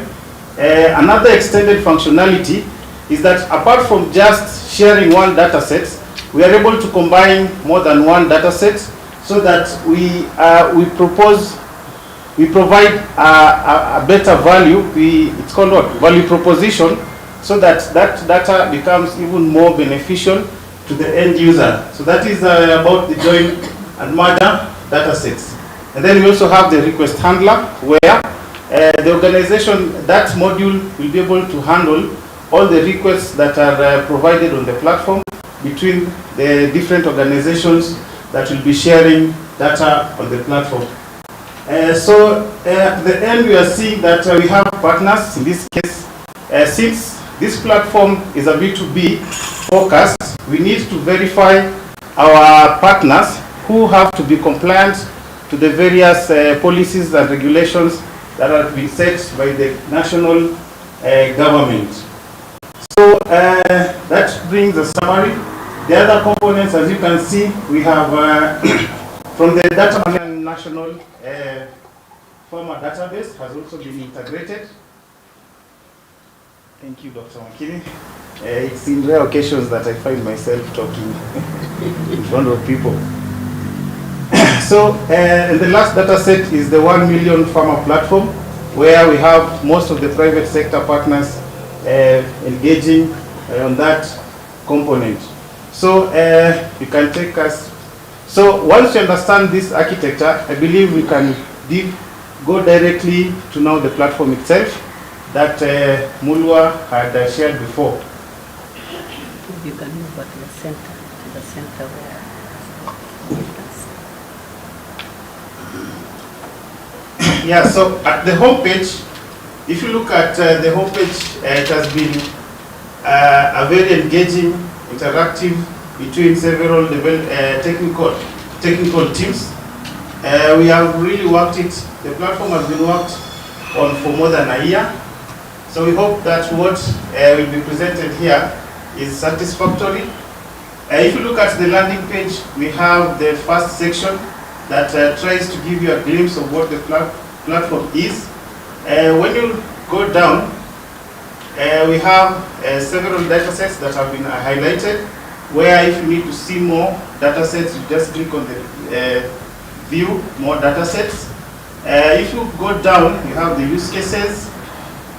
For the start, we have done just one for demonstration, just to show you that this platform is capable of also developing use cases.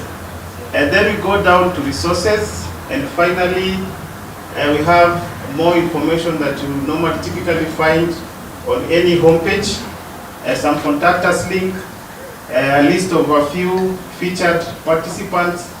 As you go down, we have some insights, some nice imagery.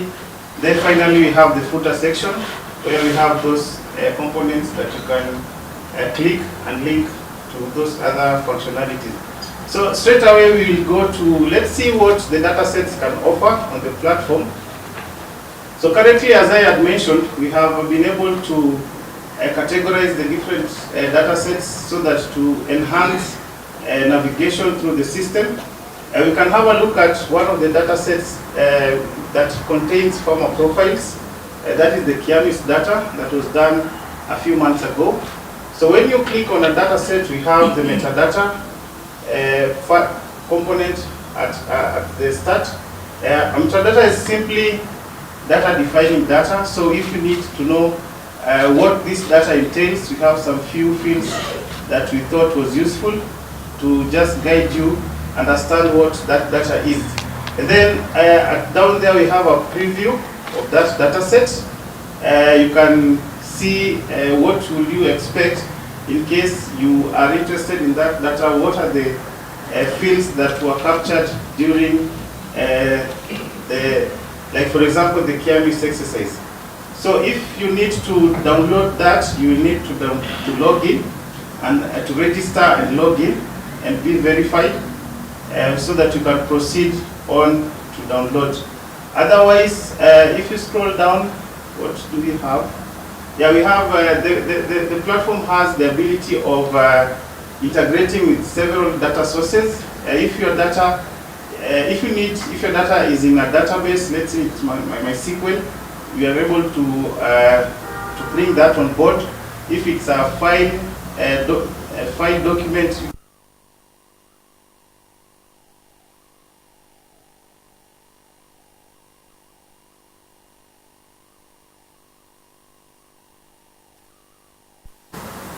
easier for you to use the platform. So another main component, so data set is the first main component. The next component is the use case. So apart from just providing data sharing, where different partners can be able to exchange data on the platform, we are able to also merge several data sets so that we even bring more value to the end user. Like one of those use cases was the SMS advisory. So in this case, we have different data sets. For example, one organization could be holding the farmer profile, another organization could be holding records of advisories, and another organization could be holding weather information. So instead of providing this data in silos, the weather data might not be that easier to ingest for the farmer. The farmer profile might not be really useful to the farmer, and the advisory. So the platform as a use case. We can combine these data sets and come up with an SMS advisory where that farmer at the end of the day will be advised on what he can plant, where he can plant, at what time can he plant, what are the good agricultural practices he or she can carry out, and all these other things that at Calro we've been able to achieve over the past few years. So that is a use case. We have other use cases that we are still building within in-house.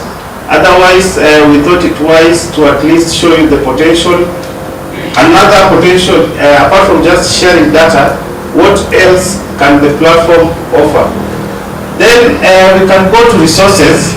The resources, yes. So in line with our ICT roadmap, we want to move the sector. We have been able to achieve much to bring the concept of big data in agriculture in the country. Our next plan is to move towards the AI industry.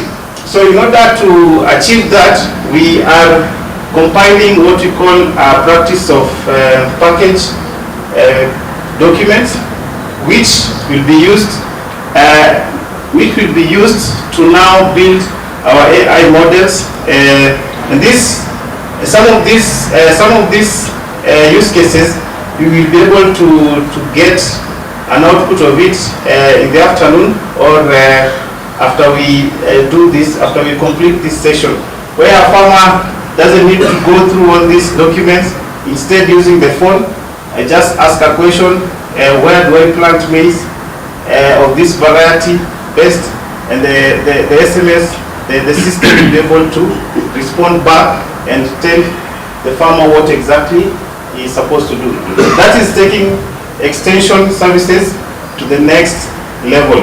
So in line of that, we are building that resources, and we welcome all those partners. In case you are interested also in that journey, you can also share your documents. It doesn't have to be a complicated one, just share your PDF, your library.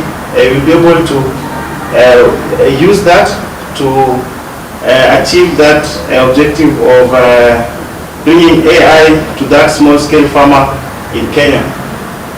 Then the next component I would like to highlight is the participants.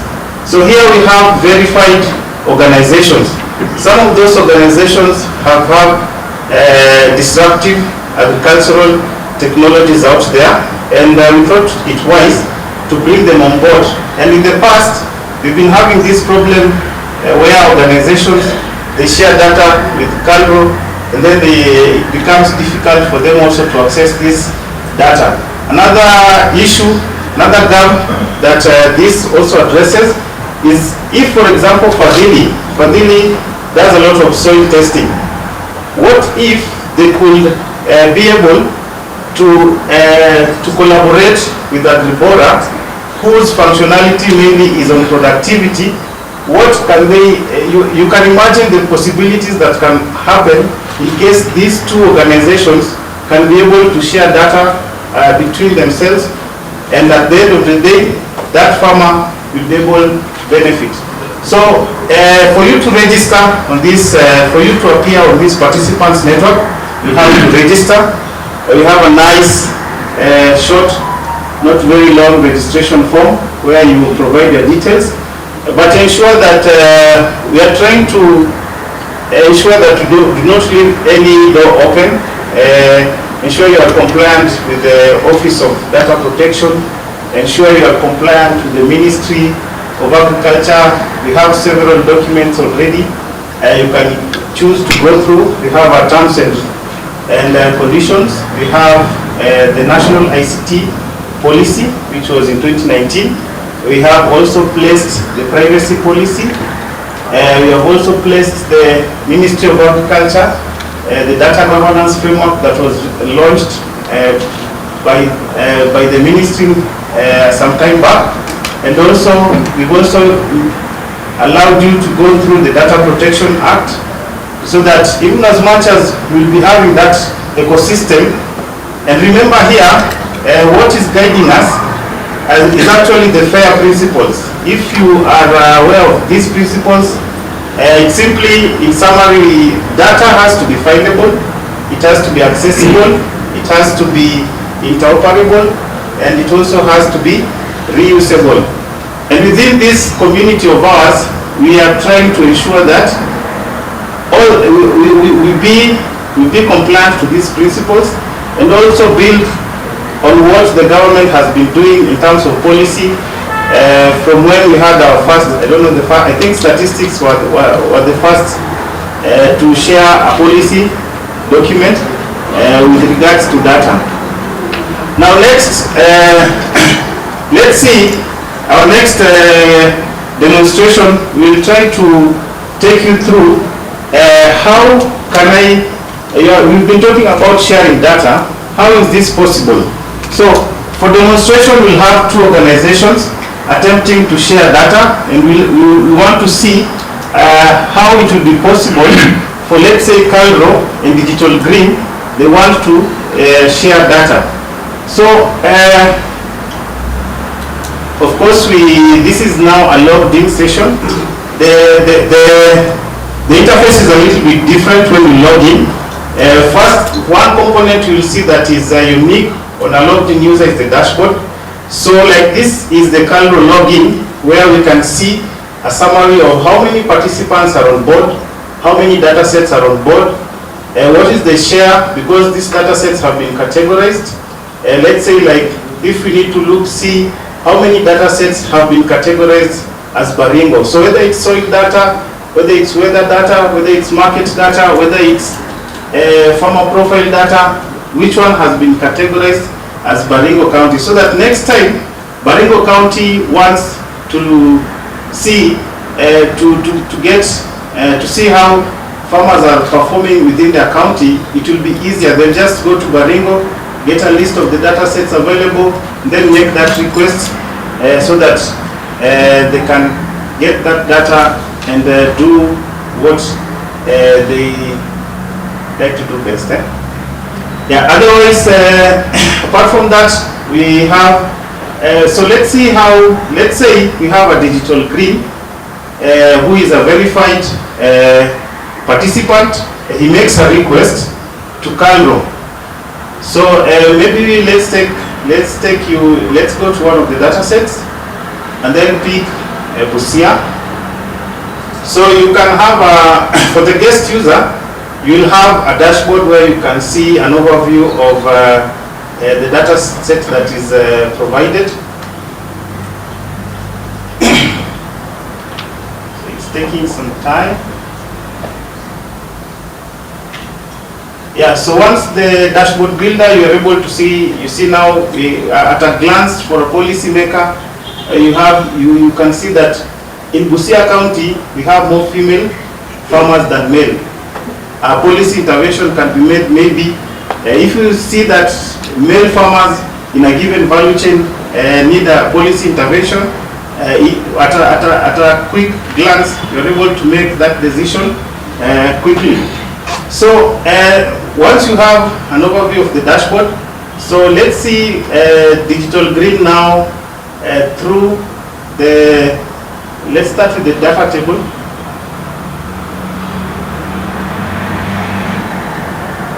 Yeah, so you can also have a preview of how the data looks like. And then I want us to start with the data request. Make the data request to Calro. Yes. Yeah, so when you now log in, the button changes from what it was before to allowing you to download. So you can place the request.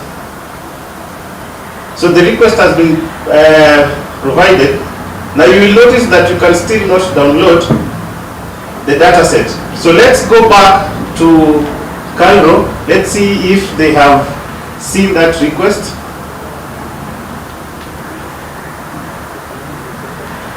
On the requests, no, it's back. Yeah, there's a, yes, that.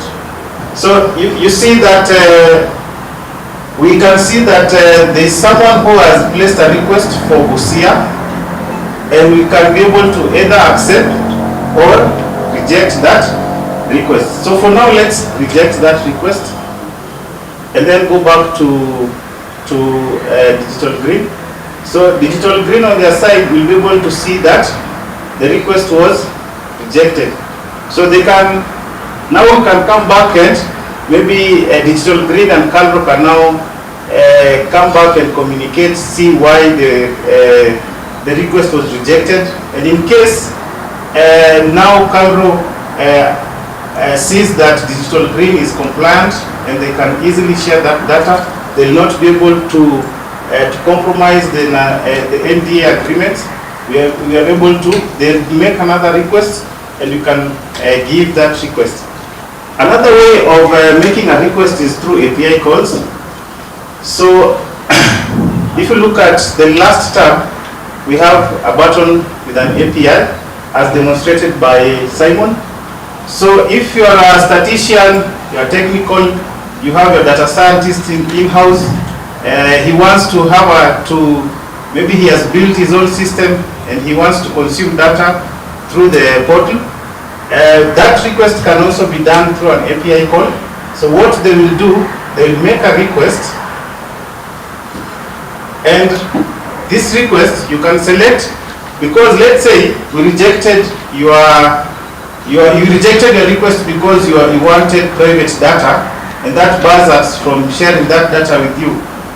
So you will come back and let's say you will request for data like, let's say you select county, the county, and let's say you choose something about a value chain. So maybe you are a maize researcher or you are a maize expert in your organization and you like to have a look at the data, just choose any and then make that request. So from Calgo side, we'll be able to see only 2 fields that you requested. So is it possible to go back to Calgo and then check on the API?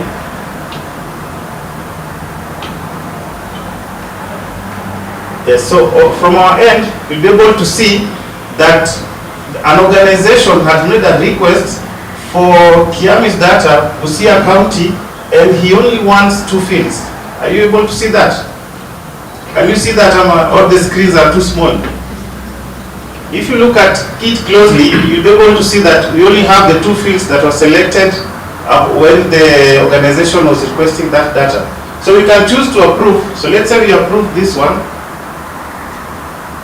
So from their end, they are able to now consume that data through their API, whatever they use for APIs to download data.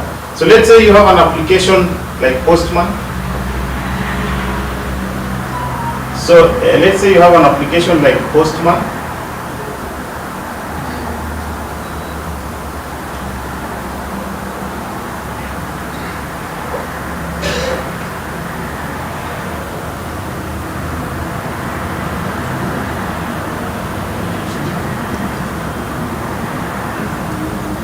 I hope you're not going to be downloading it.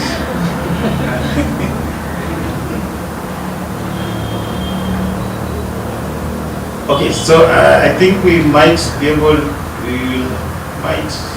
okay, let's use the online one.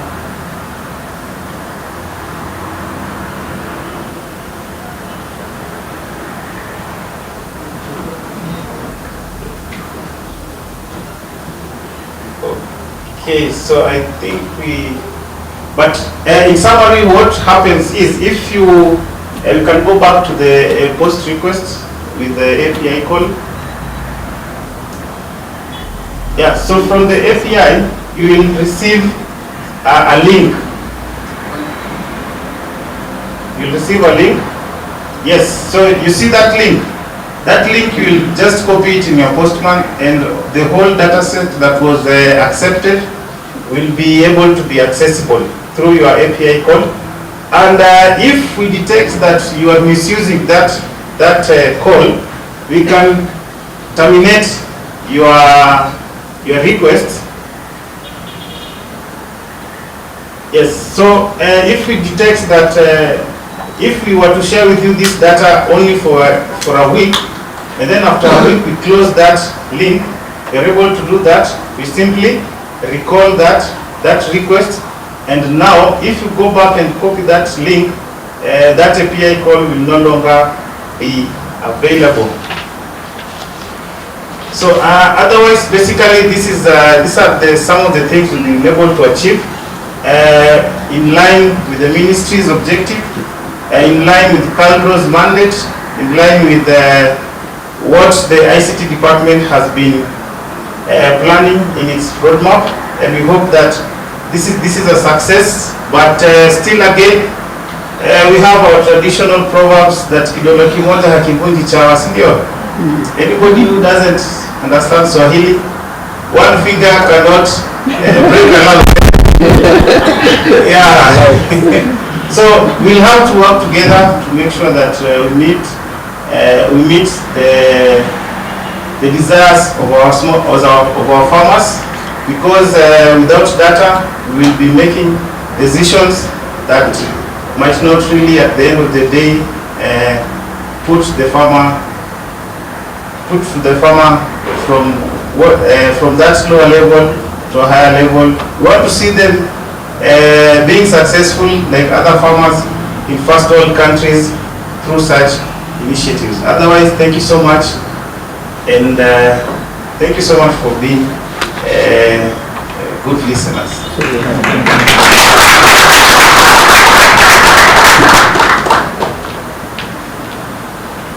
Thank you very much, Kevin, for that detailed, I would call it like exposition of the platform. We can have a question and answer session now. Mulwa can come forward, but also Kevin and I have Salim here, they can also answer any questions you may have for clarity. Or, yes. You have the mic here, please raise your hand. Please, you have any question?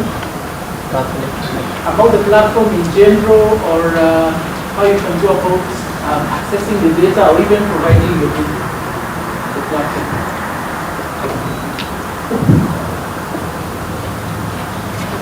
Questions? Did we do a good job that everyone has no question? There are questions here. Yes. Questions here. Yes, we have one. Thank you so much for your nice presentation, which is very informative for us. Mine is maybe a clarity question. CARLO is Kenya Agriculture and Livestock Research Organization. And in my understanding, the data is in CARLO Hub, or Data Hub. So, in my thinking, if the data is ready for agriculture extension and advisory service, why not we put it in Ministry of Agriculture instead of putting in research? If the data needs additional research, we can put it. We can see the data into two. If it is ready for extension and advisory service, why not we put it in Ministry of Agriculture? If the data needs additional research, we can put it in research organization to finalize the next research activity. In addition to that, the next one, if the data, you bring the data to one hub, who will update it? For example, farmer registry working in one organization, DA registry working in one organization, soil fertility data in one organization, livestock data working in one organization, and you collect it together. How do you update? How do you see such kind of issues? Thank you. We need more mics. Thank you very much. My name is Tesfai Stay. I'm from Ethiopia and in charge of the policy research and study department. And this is a very important event for us, and as Kenyans friends knows, and today is a holiday for us, for Ethiopians. It's a new year.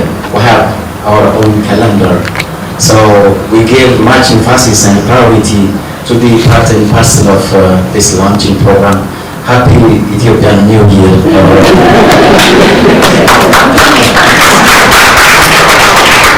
Thank you very much.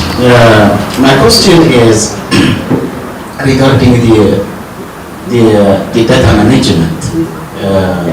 I need to know, I think it should be a very good experience.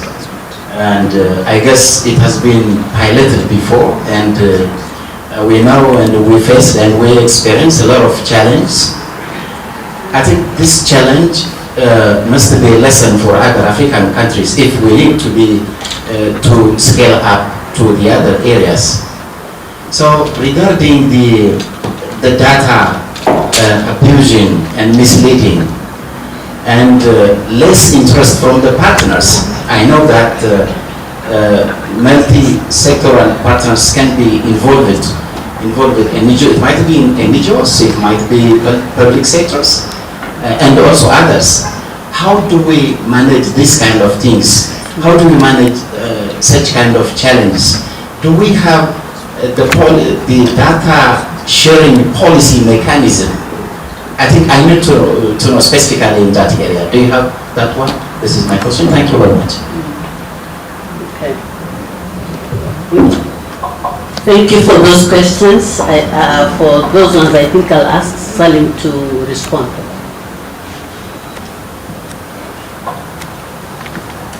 Thank you guys for the question. Good afternoon.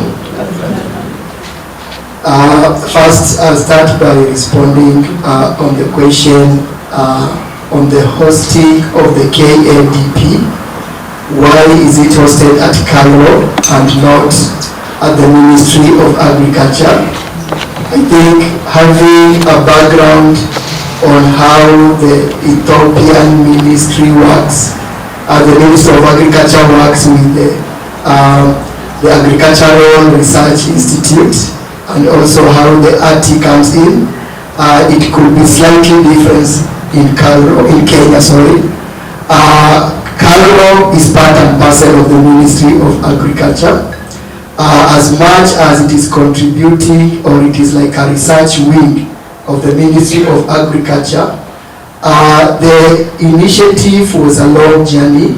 So we started with research data, and the investment was done as the Ministry of Agriculture. So when we placed the infrastructure, that is the ICT infrastructure as Cairo, the initial idea was to promote research data, but there was a bigger gap that this same infrastructure could have achieved.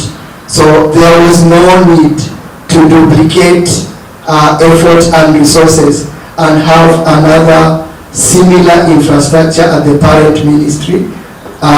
Since now Cairo is part of the ministry, now we could only move up and increase the capacity at Cairo so that now it can serve the entire Ministry of Agriculture. Then the second question is on data update and what mechanisms are in place to ensure that the data is frequently updated. Recently, the government of Kenya, of course through the Ministry of Agriculture, we launched the Kenya Integrated Agricultural Management Information System, KIAMIS. And KIAMIS has several modules. The first module is to collect the baseline data on, for instance, the farmer mapping and profiling of all the stakeholders, the input-output providers in the county. Then that is just like the baseline data. But again, Kiamis had the second module, which now entails a collecting of routine data. We all appreciate that data sets like farmer data are not static. These data are dynamic. What farmers could be practicing this season, it's not the same practices that they're going to do in the next season. So that's where now the Kiamis module on routine data can come in handy to see how to refresh the data at Calro. So we have a model in the counties, or I think we call them states in Ethiopia. In the counties, then we have a small administrative units below the county. We call them the wards. So we have dedicated people, we call them agripreneur, who are working with a set of group of farmers at the ward level. And their responsibility is to visit these farmers on a routine basis, try to capture the most recent practices that they are doing on productivity and market issues. I think for this I can also give given a chance to Mr. Tom Dienya to expound more, but we get updates and refresh the data through the Kiamis platform. Then the other question is on data policy. We risk abuse of this data through the KADP. So as we have launched the KADP platform, the first gap that we want to fill is that we are collecting data from the farmers, from the county. Other contributors from the private sector space are also contributing to this data. And first, as a custodian, we rightfully have the responsibility to share this data, which I can say it is their data, first back to them. So I doubt if someone can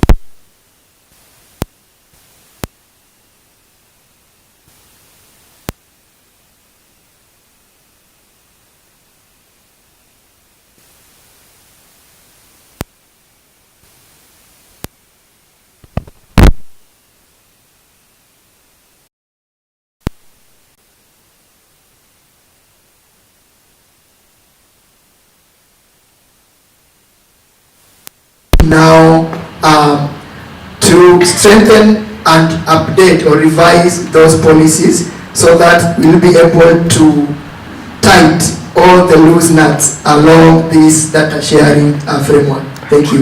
Maybe Mr. Tom, you can add something.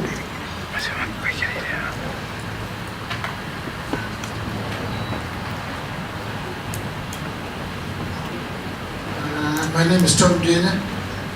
I work in the Ministry of Agriculture and Livestock Development, and I'm the head of the Statistics Unit. Thank you. I think the question was about policy and renewal of data. We have a framework to collect new data. We have a framework for data governance, which shows clearly that at the database center, we have stewards that are given access to data depending on the levels of data use. The same stewards are required to update the data from time to time. The data that requires monthly renewal, data that requires annual renewal, data that requires survey renewal after every survey or after every census. You have a framework to update the data. Data is only useful if you can keep updating it. Even the registration of farmers is a continuous process. After we have the first baseline, there will be a continuous process to keep on updating the farmer database. So I think that's what I can say for now. We'll talk more in the afternoon. Thank you.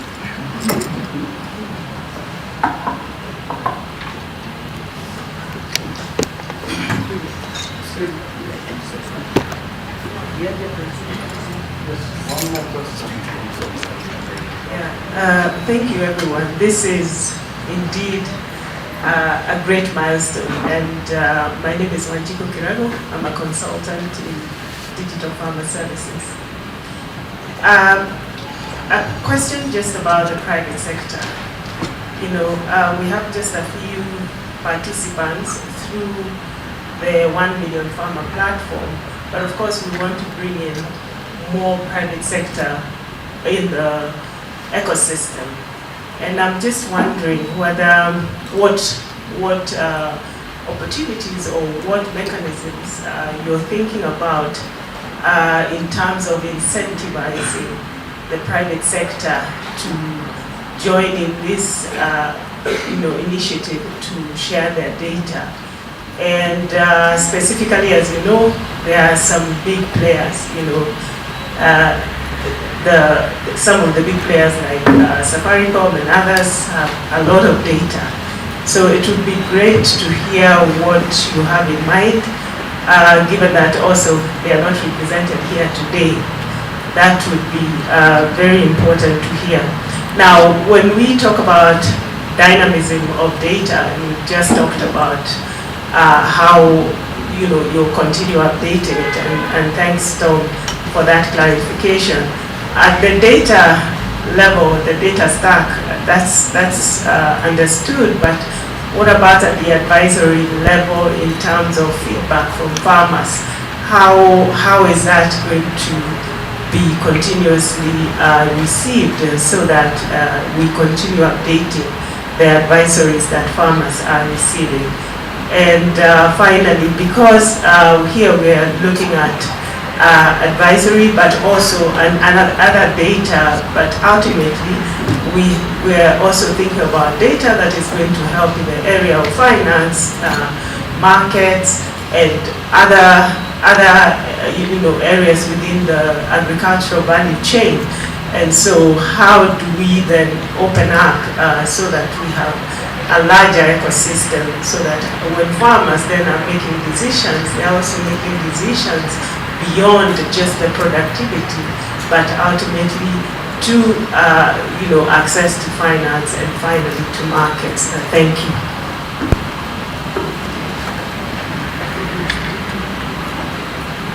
Yeah, so I think the question, we have a better answer from, start with Udon Mota, the first question. I don't know if she's around. She's here. Oh. Yeah, the question of OMFP bringing on board more private partners.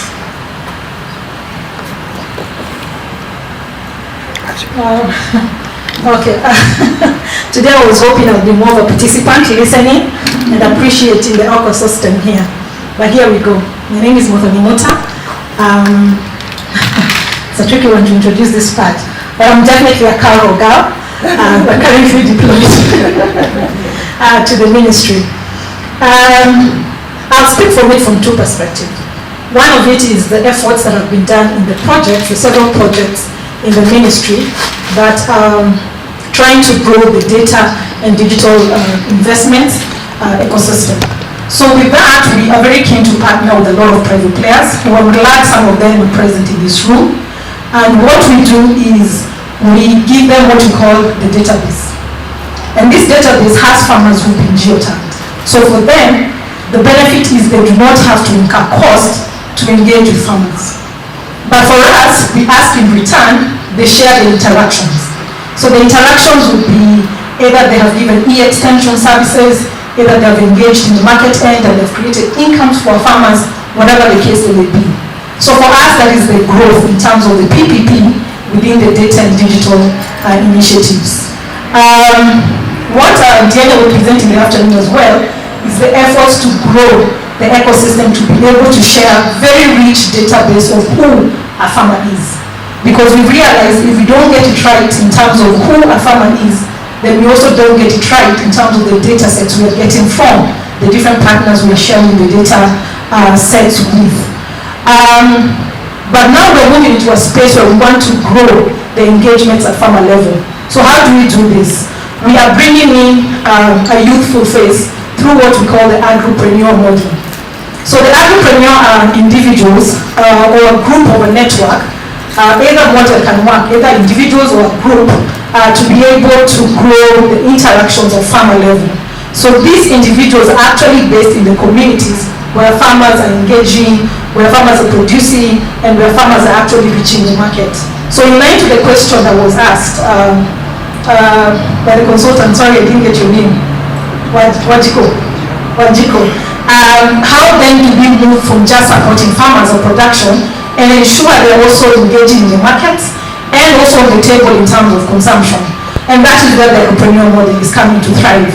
And we're asking each of you who is in that space to participate, to engage, to support not just the ministry to grow that entrepreneurial model.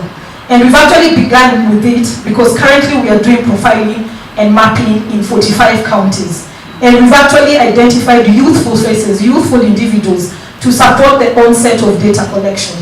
But with the promise that we will grow their capacities, especially entrepreneurial skills, and these skills will enable them to engage with farmers and move them across the various value chains depending on the capacities or the ability of individual farmers to engage across that continuum of the value chain.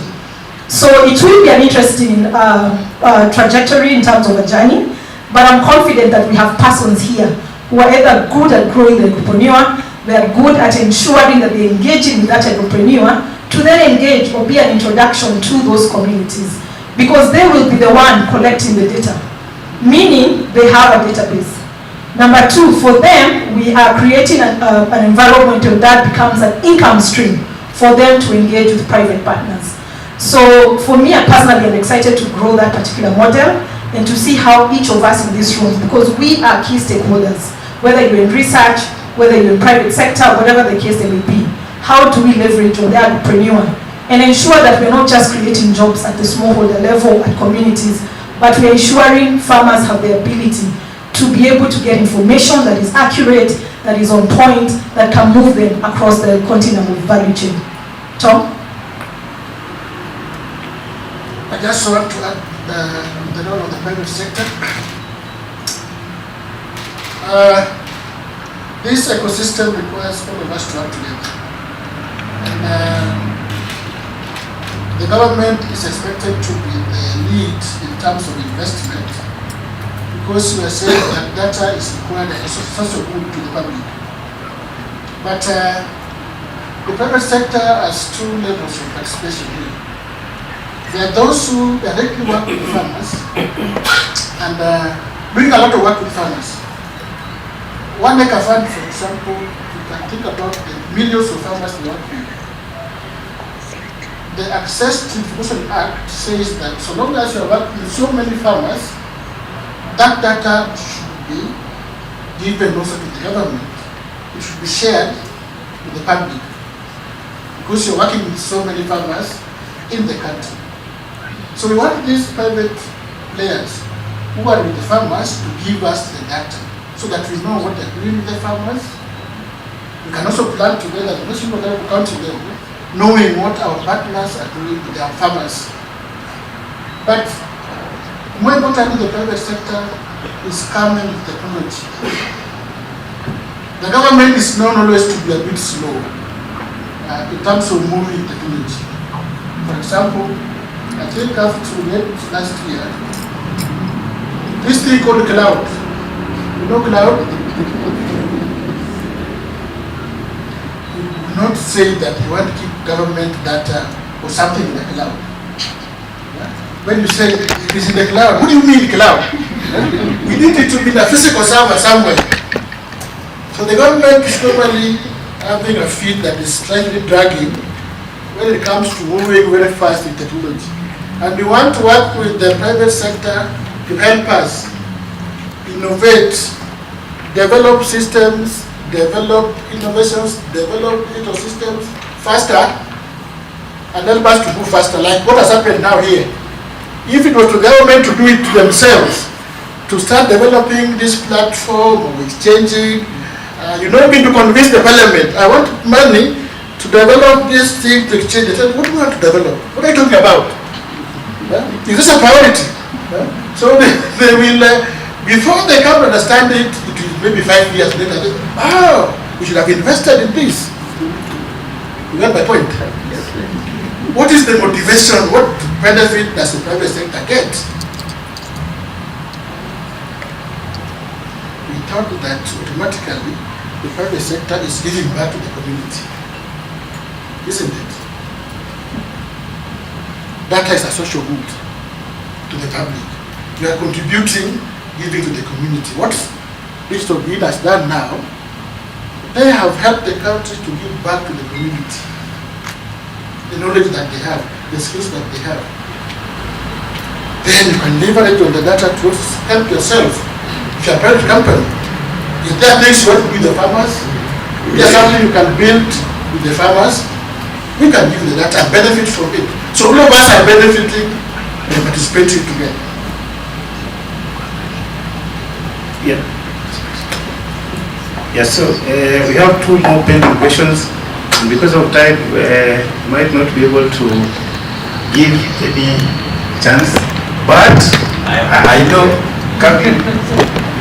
we'll give us. We have a session in the evening where it will be more interactive. We'll have a panel, and then I believe all of us will still be here, so that even that question, don't forget it. We'll ask it during that time. Yeah. So we have a panel session. So we have two more questions, and the best person for this is Mulo. The advisory feedback from farmers and finance issue question.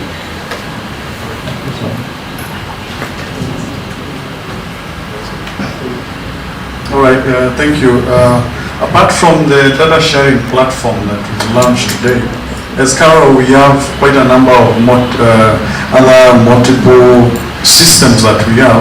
And one of them is that we do have a call center that is running 24/7. And in that call center, we have a toll-free number.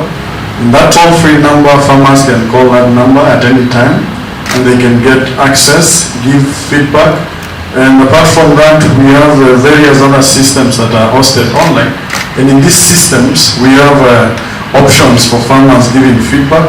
We also do manual feedback collection, where during farmer training sessions and workshops, we collect this feedback and is aggregated to form advisory based on the data that has been collected. On the financial services question, I would like to answer that in a way that Tom brought it out, from the perspective that if we want to involve the private sector and they would want to know what is it in for them, we're not saying that you are coming then you make money from us. If you want to engage with farmers, assuming you want to target 1 million farmers, for you to reach 1 million farmers in Kenya to collect their data, you need around 465 shillings per farmer. So if you are targeting 1 million farmers, we are talking of about 500 million shillings that you need to target 1 million farmers. Today we are telling you that we have that 1 million farmers in our database. So you come and access it. If that's not an incentive for private sector to want to come and engage with us, then I don't know which other incentive we need to give so that guys can invest in agriculture. And what Modoni and Tom are saying is that we have those agripreneurs who are in the wards. They are currently collecting data. After they finish collecting that data, we need to engage them going forward so that these guys do not stop at farmer data collection. Come up with ideas of how you can engage these guys. Equip them with technologies that they can start doing soil testing at the world level. Let them do that, help farmers, and create revenue out of it. Thank you. Yeah, so as I give back to the chair of the session, my name is Kevin Kiambe. I am the product engineer and also data management at Kadp. Thank you. Thank you very much. We are so grateful for this team.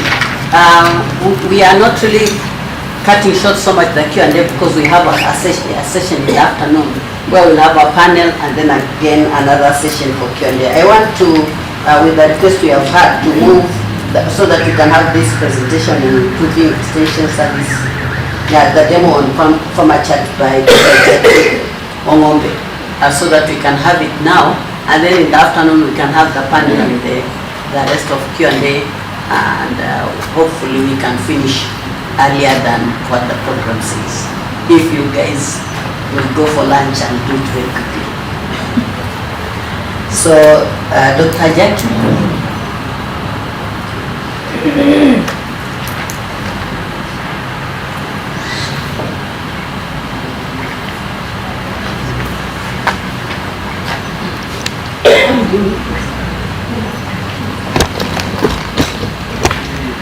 Good afternoon, everyone. So this session will be categorized into three mini sessions. So the first one will be telling you what is farmer chat and what we'll be doing with farmer chat. The second mini session is about the feedback from the farmers, and then we'll have a small mini session for the Q&A, just a very small one. Just waiting on the slides.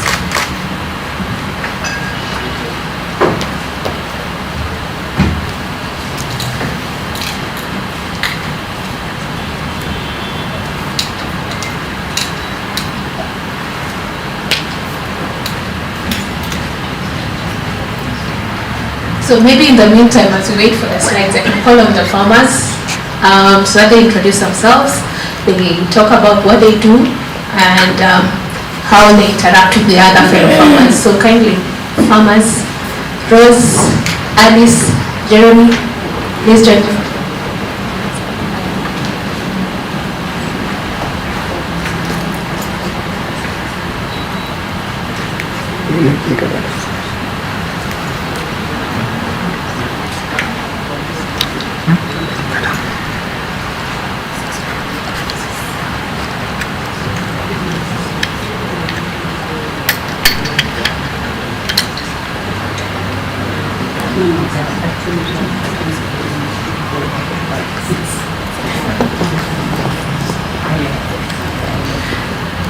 Good afternoon. My name is Jeremy Marete. I'm from Meru County, a lead farmer. I deal with the coffee farming. I do a bit of dairy, and we have been interacting with this bot, the Telegram, and it has helped us a lot. We have been able to learn how to manage, how to improve, and how to increase our production, mainly in dairy, in coffee. The bot is helping us. If you have a question and you don't know the answer, you just type the question and the bot will give you an accurate, correct answer. It's even giving you more than what you expected. Thank you.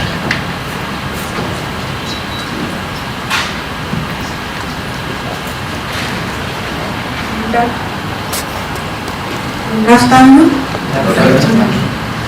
Okay, I'm Alice. I'm a Lindy farmer. I usually work with the farmers, and I used to use this boat, digital green boat, and it helps us too much to interact with the farmers, and it also brings some positive hopes we had before. It brings detailed information such as language is much understandable. It brings up technical know-how in our farmers also, and also it minimizes a lot of work to the Ministry of Agriculture, whereas we have this board. And for sure, I think with that board, there is no doubt that green business is critical important for productive, health, and sustainable societies. Thank you.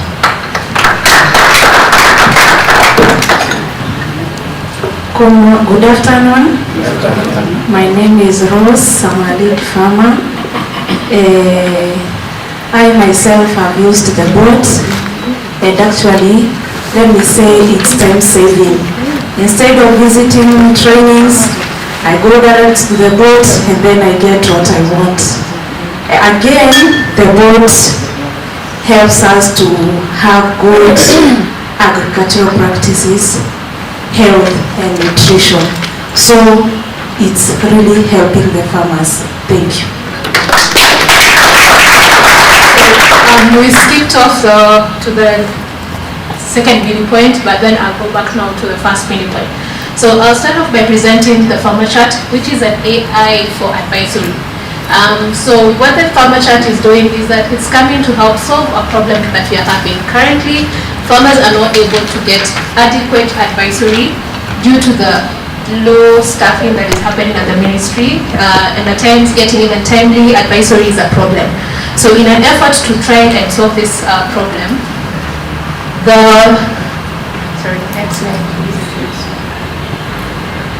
Next slide. So in an effort to solve the problem, we have been able to come up with a chatbot that usually it has been given knowledge, like content from Calro. This content is put onto a knowledge base. It can be either structured and unstructured. And then once this knowledge base is created, what we do is that we have an AI that translates what the question that the farmer is giving onto the bot, and then goes and checks into the knowledge base, gets the right answer for that question that has been asked, and then gives the feedback back, gives the response back to the farmers. The responses, the farmers are able to query the bot in Kiswahili or in English, and they can get the answers again in Kiswahili and English. They can get it in three formats, that is the text, the audio, and if a video is available, they can easily get the video too. In terms of what we've done, so we've been able, the farmers that have spoken to you have been the first cohort that we've been trying to talk about with them, try to use the tester bot with them. So we were able to test with about 42 farmers, 43% being women. And in the two, we encourage them to use the bot at least thrice a week. They can use it more times. And whenever they interact with other farmers, and if they feel like they don't know the answer, they can easily ask the bot and it will give them the responses. Next slide, please. So our initial tests have been 73% of the groups were able to use after onboarding. 10 to 85% of the users, they engage the bot at least once, sending one query a day. Then on average, 2 messages were sent daily, with a greater usage being by the women. So that's a good thing that women are finding this bot quite interesting. Next slide, please. So we are learning that, again, the bot currently has 3 value chains, that is coffee, dairy, and potato for the time being, but we're working on adding more value chains. So most women are asking questions on coffee, and that is a value chain that is of key importance to most of the farmers. And then the other value chains of the dairies and potato, whereby we can see mostly women are the ones who are asking the questions. Next slide, please. In terms of the top themes that farmers are inquiring about, the coffee farming practices when it goes to coffee, the disease and pest management, and soil and nutrition. In terms of dairy, again, there is the nutrition and supplementation, cattle diseases, health and breeding management, and milk production and management. So in potatoes, there's a disease management and cultivation practices. So these are some of the key themes that the farmers are engaging, are asking about in the bot. Next slide, please. What are the future possibilities? So a lot of concern has been raised on how the data will be updated. So we are proposing that the bot can be able to update the farmer profile. So that is one key thing that we intend to do. The other thing is that it can collect feedback from the farmers. For instance, once a lead farmer goes to the farmer, they can go and ask like, what are the farm practices that you're implementing? What are you doing? Exactly understanding what they know. And this information can be communicated all the way back to the counties, to the cooperatives, all the way to the Ministry of Agriculture. Then the other thing is assignment of tasks. As I've heard, you're talking about agripreneurs. and incentivizing them. So assignments of tasks can be in terms of like how many farmers, giving them a target of how many farmers they've seen and paying them per farmer. Maybe they've given some advisory, they can also charge for that. And this can all be a way of incentivizing the agripreneurs. We can also link extension with the cooperative, and additional, we can also add training models that we can get from the, either whether it's a financial institution in terms of financial literacy, entrepreneurship, and many more. So thank you. On one of the flyers that you were given on Kenya capabilities, program and capabilities, there's a QR code. We'd like you to scan it so that you can get to experience the farmer chatbot and tell us how it's working for you and give us feedback. I would encourage quick Q&A. All right, thank you, Jackie. Before we start the Q&A, so what we are saying is that when it comes to the chatbot, we are taking things to the next level, where we want to make sure that we move into the space of AI, where we stop so much engagements with the farmers. Beryl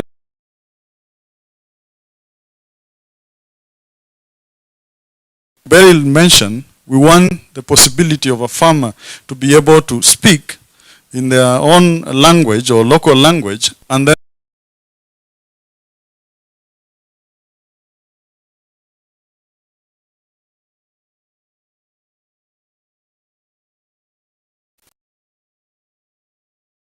okay.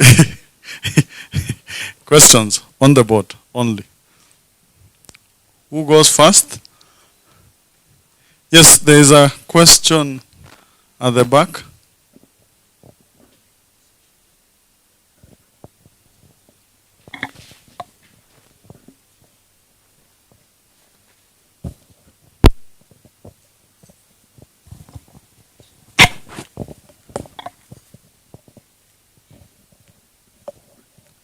Hi, how are you?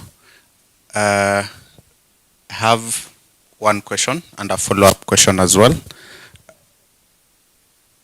In interacting with the bot, are you saying that our farmers have to be online to interact with the bot? That is one. If yes, then how do you tackle challenges with farmers who are not able to access internet on the go? That is number one. Number two, on feedback to the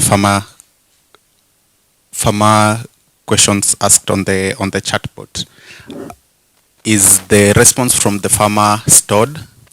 And if it is stored, is that knowledge also used to give back more information to the policy holders? Like, for example, if a farmer asks about they have an animal or a crop that has a particular disease, that would cause an alarm for that county. For example, if one farmer has tick, you'd not want the other farmers to also have tick on their animals in case they have a zero grazing kind of farming system in some communities. So is that information also used to advise other farmers who interact with the bot? Yeah, thank you so much.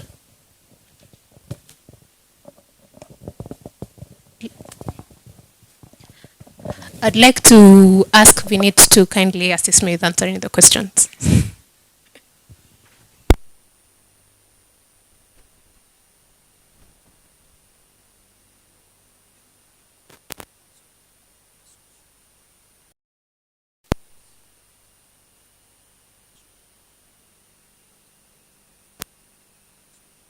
The existing extension system. So we have our lead farmers or the extension workers who already have the mobile phones and smartphones where they are using these existing channels. So basically that is the entry point where we start with, who interact with the farmers and who can then basically ask these questions. But it relates to the second question as well. A lot of information, the question that we are getting, in due course of time, we also, in other geographies, we are seeing that people are asking questions in voice as well. So it's not just text, it's voice. All this data is also used to further train. The whole, I would say, plus point of the generative AI and the way it is, just expanding today is that you can have all this data, train it further. So this voice samples that you're getting or the text can further be used for training or automating even the IVR in some time. Because then you have that kind of an information that, I can identify the question and get the answers as well. And to the second question as well, we are very much doing the, all the questions, the feedback that we are getting. We have a detailed, another, we would love to show that, a dashboard where we can see categorization of the question. Also, what are the questions that were not able to answer? Also, what are the questions where all the responses where we got the positive response, a thumbs up and thumbs down. So there's a very quick, in the bot, there's a very quick feedback mechanism that you can give thumbs up and thumbs down. The whole idea of the bot today is that the existing channels like Telegram or WhatsApp, they're very intuitive to use. I don't need to train anyone to use that. We have all just downloaded it and we just never realized that I don't need to get myself trained to use that. So our users, they know how to use it. It's a text box, enter and a mic.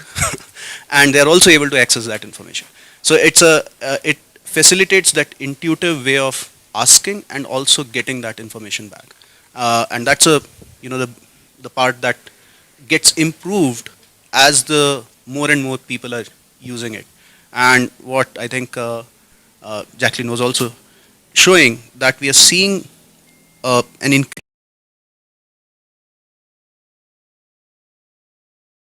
testimonials from our lead farmers. That because it helps them in getting that convenient way, timely way, and also in a very understandable format. I hope that answers the question. I would also request if we can put the link of the bot. Is it possible? If you can just paste it. I would request you all to try it out, and ask questions yourself. That would also give us a good, and probably if we can analyze after break, we can show some results if it is possible. Yes, yes. All right, thank you for the clarification. Any other last question? Oh, he is not yet satisfied with you with your answer. What it is? Were you passing it on to someone else? The guy still has a clarification. Then we go to Ms. Constantine. Then one more question from Henry, and then we have the questions in the afternoon. One last follow-up question. Now, because we're also realizing the fact that this bot can be used to collect data, are we saying that the data that is collected on the bot will also be available on the Kadp system that was launched in the morning? I think that would also be an important thing to clarify or to state out here. All right, thank you. Yes, we have a question from Constantine. Hello, everyone. My name, maybe I could stand, is Constantine Obuya, and I work for the African Center for Women and ICT. For the longest time, in the past 2-3 years, we've been working on programs around digital services for agriculture, and we have had a very positive collaboration with CALRO and also some of the members present in this room. I wanted to just contribute on the board, coming from our experience, But before then also, just to appreciate Carlo and the Digital Green for the good work done coming up with this platform. I'll speak from development sector, which is mainly NGO here in Kenya, and say that the concept of bundling data together is very, very important. And especially so when you're coming from my type of background, where we write proposals every other day. We do M&E every other day. We want to develop, to access baseline data that will help us determine impact of the various programs that we implement from time to time. And so when you have this data in one place, it becomes a lot more easier, so that you are not looking for different documents over the internet. And I think this has been said. Find the economic survey for 1 year, find different farmer data in different locations. It's now in one place, and it saves time and gives us an opportunity to access quality verified data that is offered by the government of Kenya through the platform. So thank you very much. About the bot, I just wanted to say that one of the experiences that we have had working in the rural counties in this country and trying to bring digital services into the agricultural space has been the issue of language. So yes, you have the services, they are available on the internet, but farmers do not understand English. Farmers may not be able to read even the English that is there on the platform. So the fact that this bot is able to allow a farmer who can't read to be able to speak to an interface, to speak to the bot and then have feedback in a language that they understand, to me is a very powerful tool. Because language is a very key, is a key barrier to access to online resources. And for us, we have experienced it in the area of accessing digital information, digital agricultural information.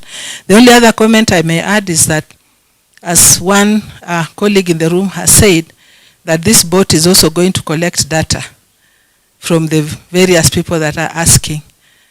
If this hasn't been done yet, maybe you may consider the need for an FAQ session on the platform, so that if I'm coming in and the question I'm having in my mind to ask has already been asked and an answer has been given, I can meet that there, and probably if I was pressed for something else, then I can just have my answer there and go out, and then proceed to my other next steps. Otherwise, thank you very much for the invite. This is a very big step forward. I'll speak from the NGO side and as a partner of CALDRO that this is going to work for us. Thank you very much. Thank you. Henry, your question. Thank you. Mine will be a quick one. My name is Henry. Maybe I work for Kadp. In terms of the bot providing recommendations, I just wanted to understand if a farmer asks about what input they need to use, and this could be in relation to fertilizers or pesticides or biological products, what recommendations does the bot gives, considering that we have broad or different varieties of products? So how do you handle the biasness of recommending specific products? All right, thank you. So for the first question on the chatbot data that is, like I said during the demo, the chatbot is going to be one of the use cases within the system. So anything that is happening on the chatbot, the information will be stored within the Kadp system. So yes, the next questions, my colleague will deal with them. Thank you. Sure. So, so to the point of the specific advisory, in fact, we can speak from one of the use cases that we have done in Ethiopia.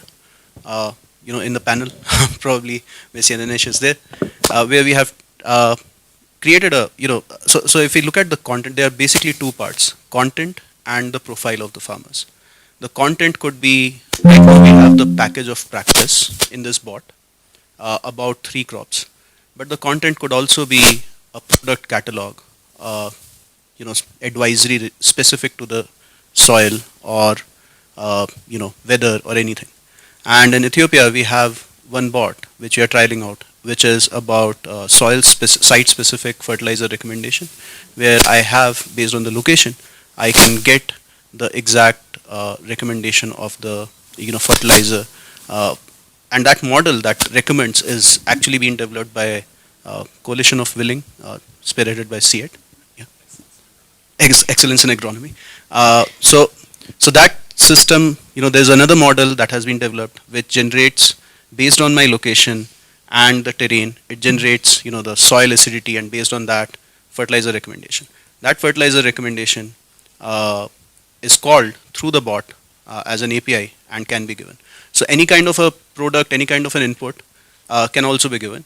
And I guess you also asked about the biases. So what we are basically, one of the things that we are trying to we have achieved, I would say, at least till now, we haven't seen, is we are training this bot on the content itself. So it's just going to answer all the questions based on the content. So if you ask certain questions which are outside the domain, at least we have tested it.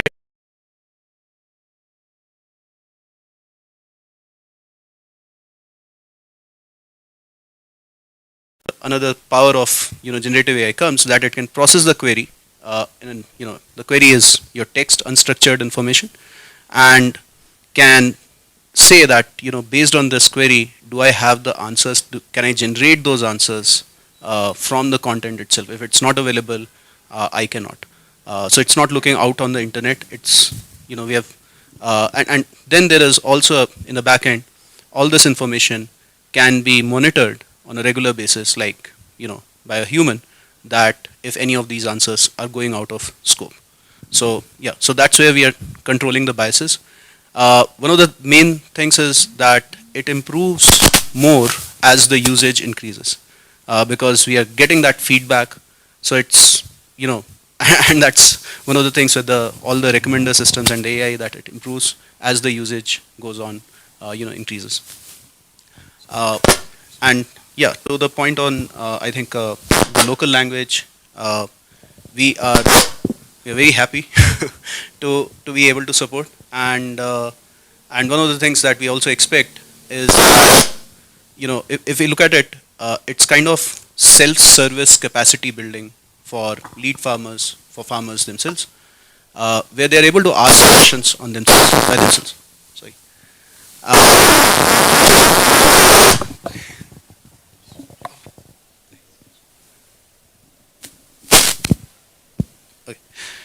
So they're able to ask the questions, and it's kind of self-service capacity building. Very much like if we think of it, we are today able to use internet search and get the information ourselves, and able to get get informed, and that's the entire idea. And today, if I look at Chat GPT and all those things, it's mostly in English.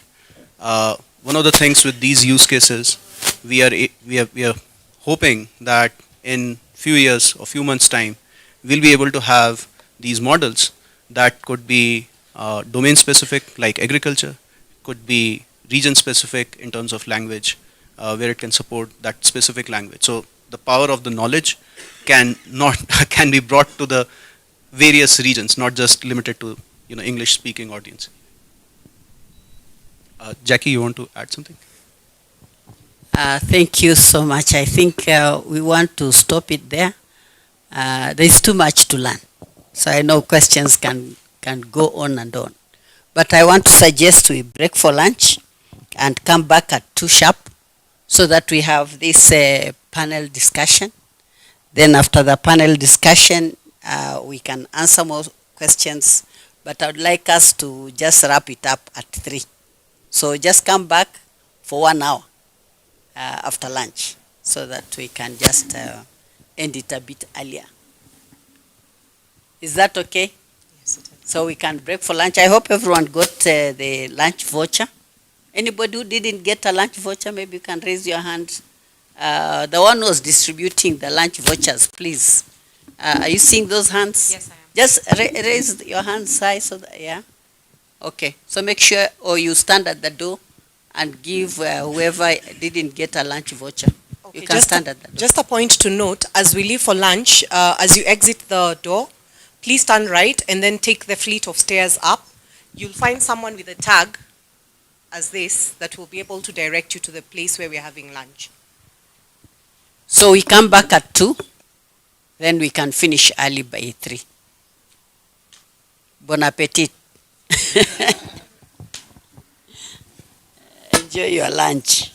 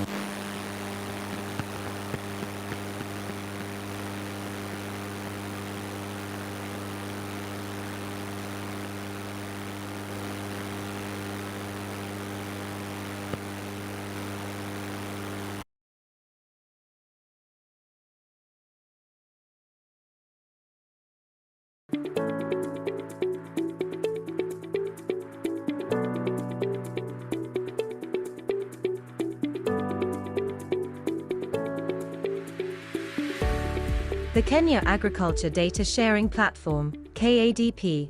Over the years, lack of data sharing mechanisms has resulted in a decline in farmer-based production and extension services.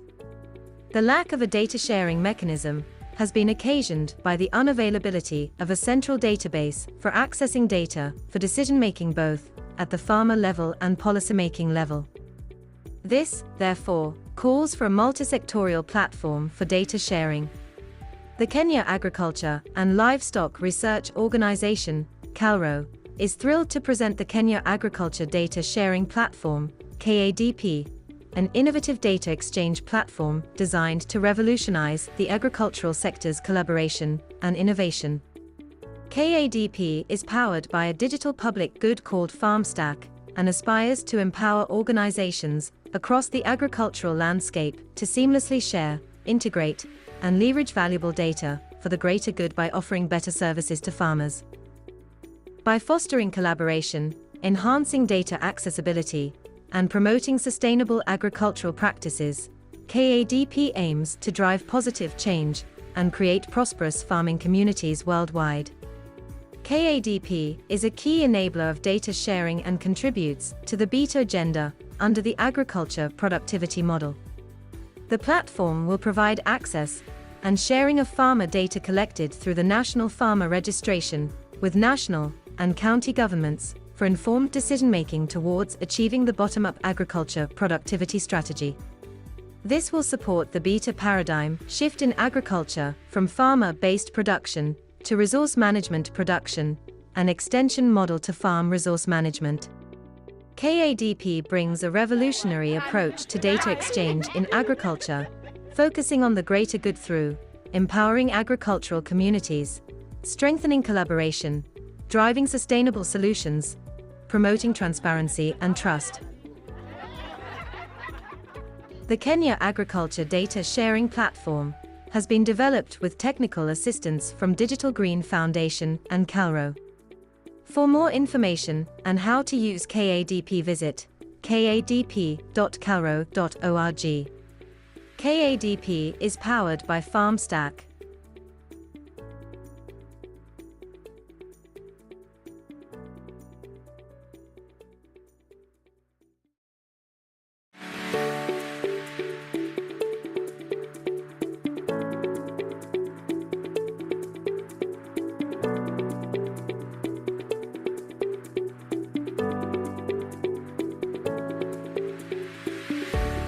The Kenya Agriculture Data Sharing Platform, KADP. Over the years, lack of data sharing mechanisms has resulted in a decline in farmer-based production and extension services. The lack of a data sharing mechanism has been occasioned by the unavailability of a central database for accessing data for decision-making both at the farmer level and policymaking level. This, therefore, calls for a multi-sectorial platform for data sharing.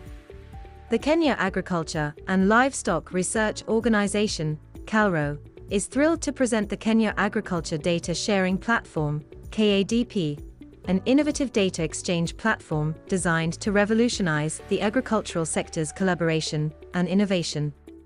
KADP is powered by a digital public good called FarmStack and aspires to empower organizations across the agricultural landscape to seamlessly share, integrate, and leverage valuable data for the greater good by offering better services to farmers.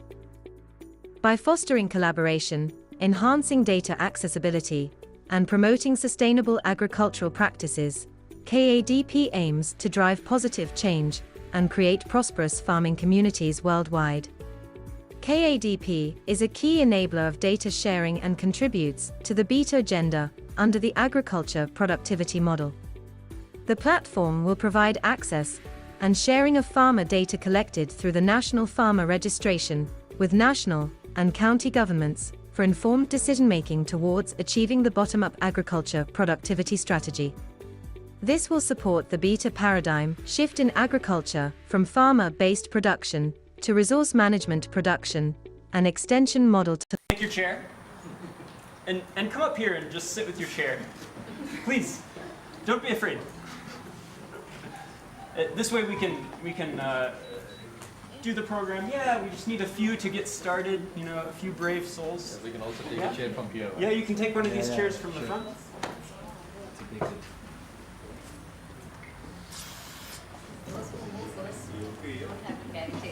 Exactly.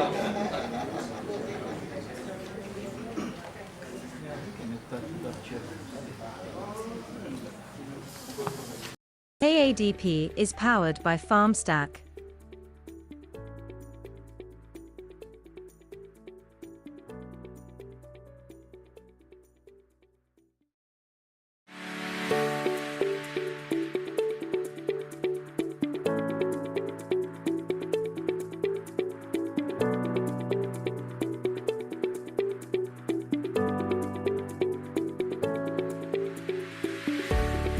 The Kenya Agriculture Data Sharing Platform, KADP. Over the years, lack of data sharing mechanisms has resulted in a decline in farmer-based production and extension services. Okay, great. Well, we're going to go ahead and get started, everybody. We're just going to ask the panelists to speak a little bit louder, and we'll hope that you're able to hear us. So, yeah, today we're going to kind of close today's session with this panel of experts who are going to provide us they're going to help us contextualize the launch of the KADP in the broader context by sharing some examples and lessons learned from their past work and some similar initiatives. And then by discussing kind of like what's the way forward here in Kenya once this event is over, how do we connect this to real world use cases. So I'll start just to introduce myself. I'm Andrew Hicks. I'm the head of program strategy at Digital Green. And so I'll be moderating this in hopefully a way that we can have a discussion here.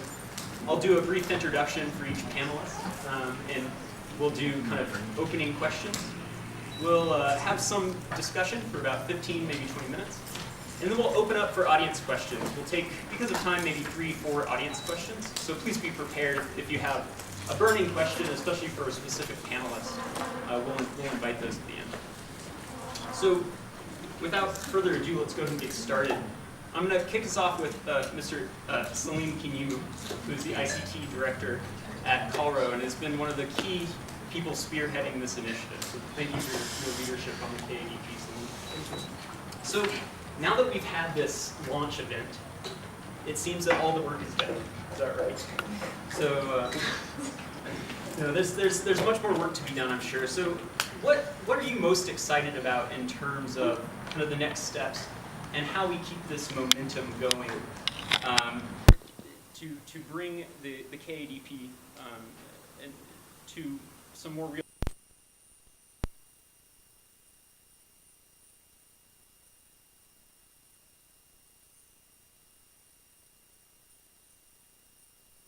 It's very exciting to see that the government, specifically the Ministry of Agriculture, has taken the pioneer role and the lead in ensuring that we promote seamless data exchange to all the partners, nevertheless, whether they are coming from public sector or private sector. And to keep this momentum going, to the KADP, this is just the beginning of the journey. Now the next step is that we are going to demonstrate with the partners that have already onboarded into KADP on how value or what value they can get from this platform by having access to massive data sets that are relevant to their needs, either business need or any need that they require to do in terms of data usage, data use, and data reuse. Thank you. Thank you, Salim. Yeah. And we'll go to Mr. Tom Danier from the Ministry of Agriculture. Tom has a long career as a leader in the Agricultural Statistics Department of the MOA. Tom, I wanted to ask you, what are you excited about with the KADP? What do you think that this platform will enable or contribute to in terms of existing initiatives here in Kenya? What are the gaps that this kind of platform is going to help fill in terms of secure data sharing to enable other work? Thank you very much. Generally, the mood of the country. Oh, you're lucky. I'm lucky. You're very lucky. We are in the industrial revolution, where right now the main agenda is data and digitalization of data. And we are lucky to be in a country where we happen to be the champion in terms of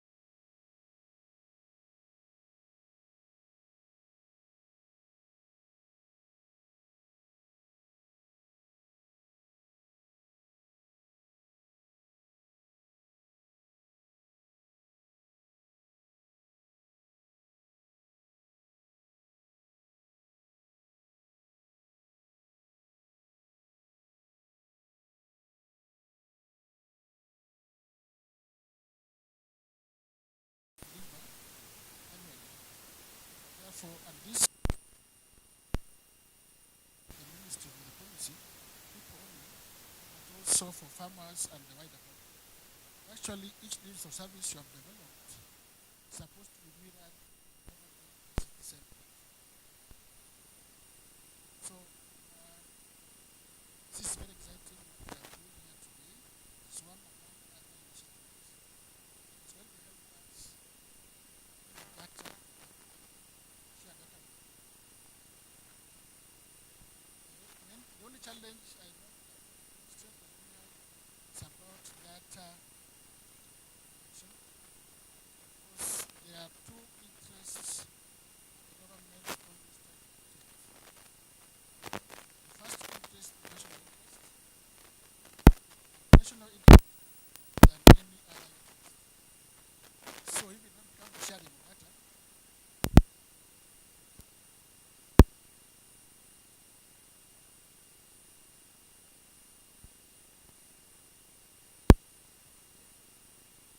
somebody may complain, why is not being shared? This is personal individual data protection, where we know in the current digital world, if somebody can have your name, telephone number, ID number, your GPS,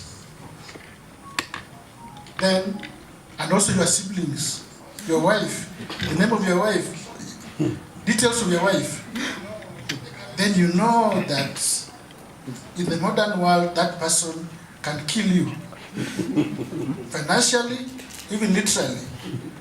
So those issues at the national government, we have ways to look at them.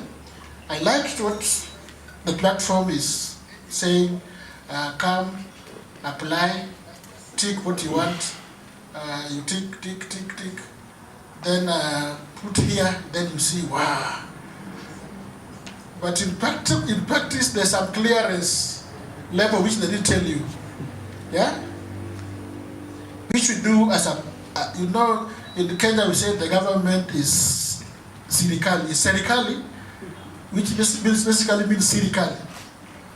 So, for example, I have data, I have data on horticulture export. I want to give you an example.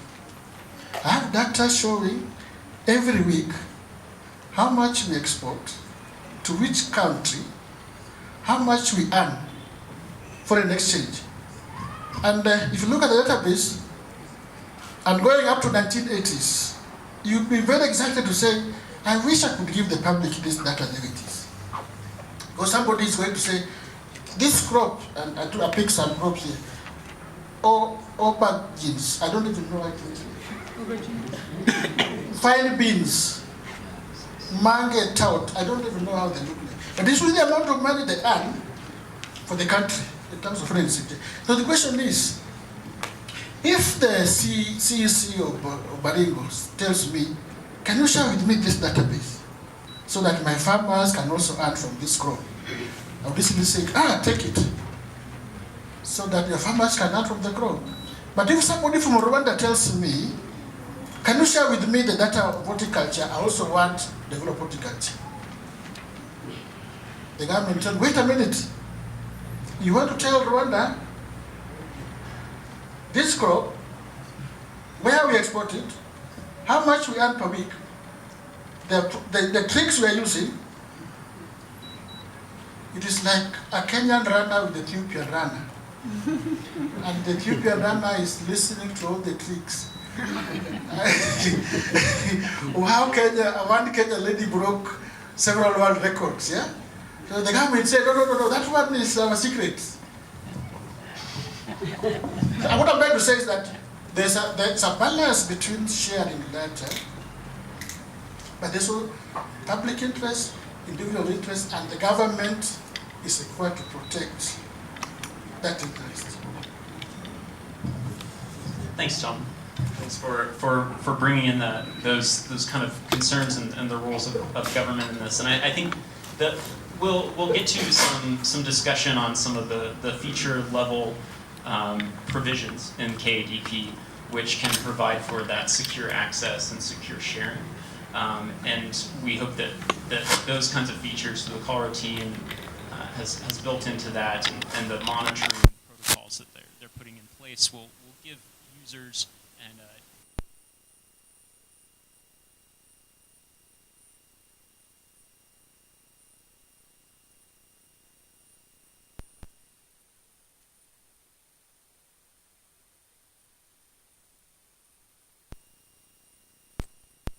on agriculture. We also have some guests from other geographies here, and I'm going to start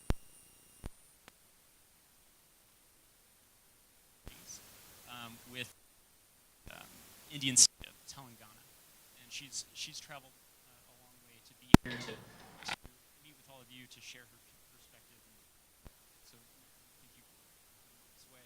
So, Ms. Rama, you played a key part in launching a similar.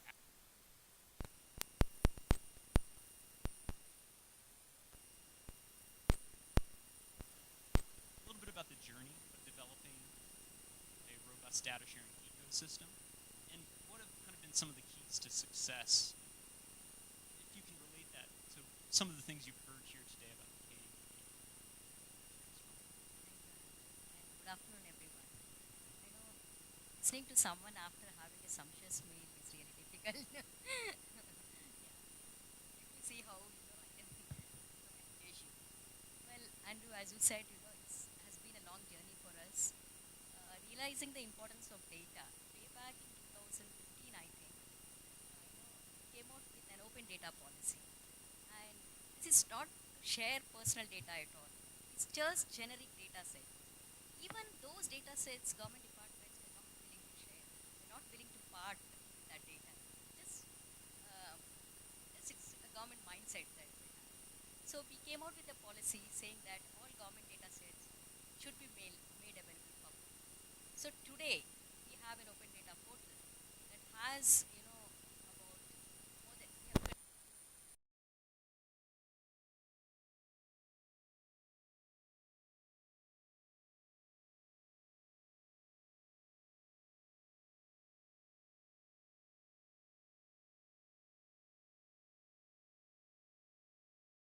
last 2 years, we have been leveraging emerging technologies to a great extent for agriculture and sectors to solve problems on the ground.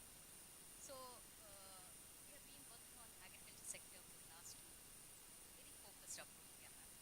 So, for this, we engage many startups who come out with innovative solutions to the government, saying that we have this particular solution, say, an AI, machine that can actually give out a soil analysis report, listing out the parameters of the soil, efficiencies in the soil. I'm just giving you one example. So they just come to us and say, we want to implement this. And in turn, they said, please share us the data so that we actually can customize, can develop the application. So we share the data with them. They again come back to us. And this has been an ongoing process for multiple startups. So we thought this is not the way to go. Each startup coming to us, then we have to actually go to the concerned sub-department or agriculture ministry to ask them to share data. This back laborious work for us. Even the startups, they told me like they're spending about 30% of their valuable time collecting data, cleaning it, making it amenable to solutions. So, and they needed the personal data actually of a farmer. He's, as Tom was mentioning, mobile number.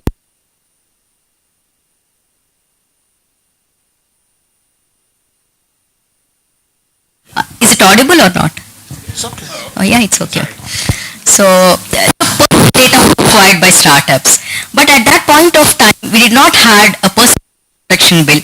We didn't have a law in our country, Just I think a couple of weeks back, Government of India has come out with Digital Data Protection Bill. Implemented. But as a proactive state,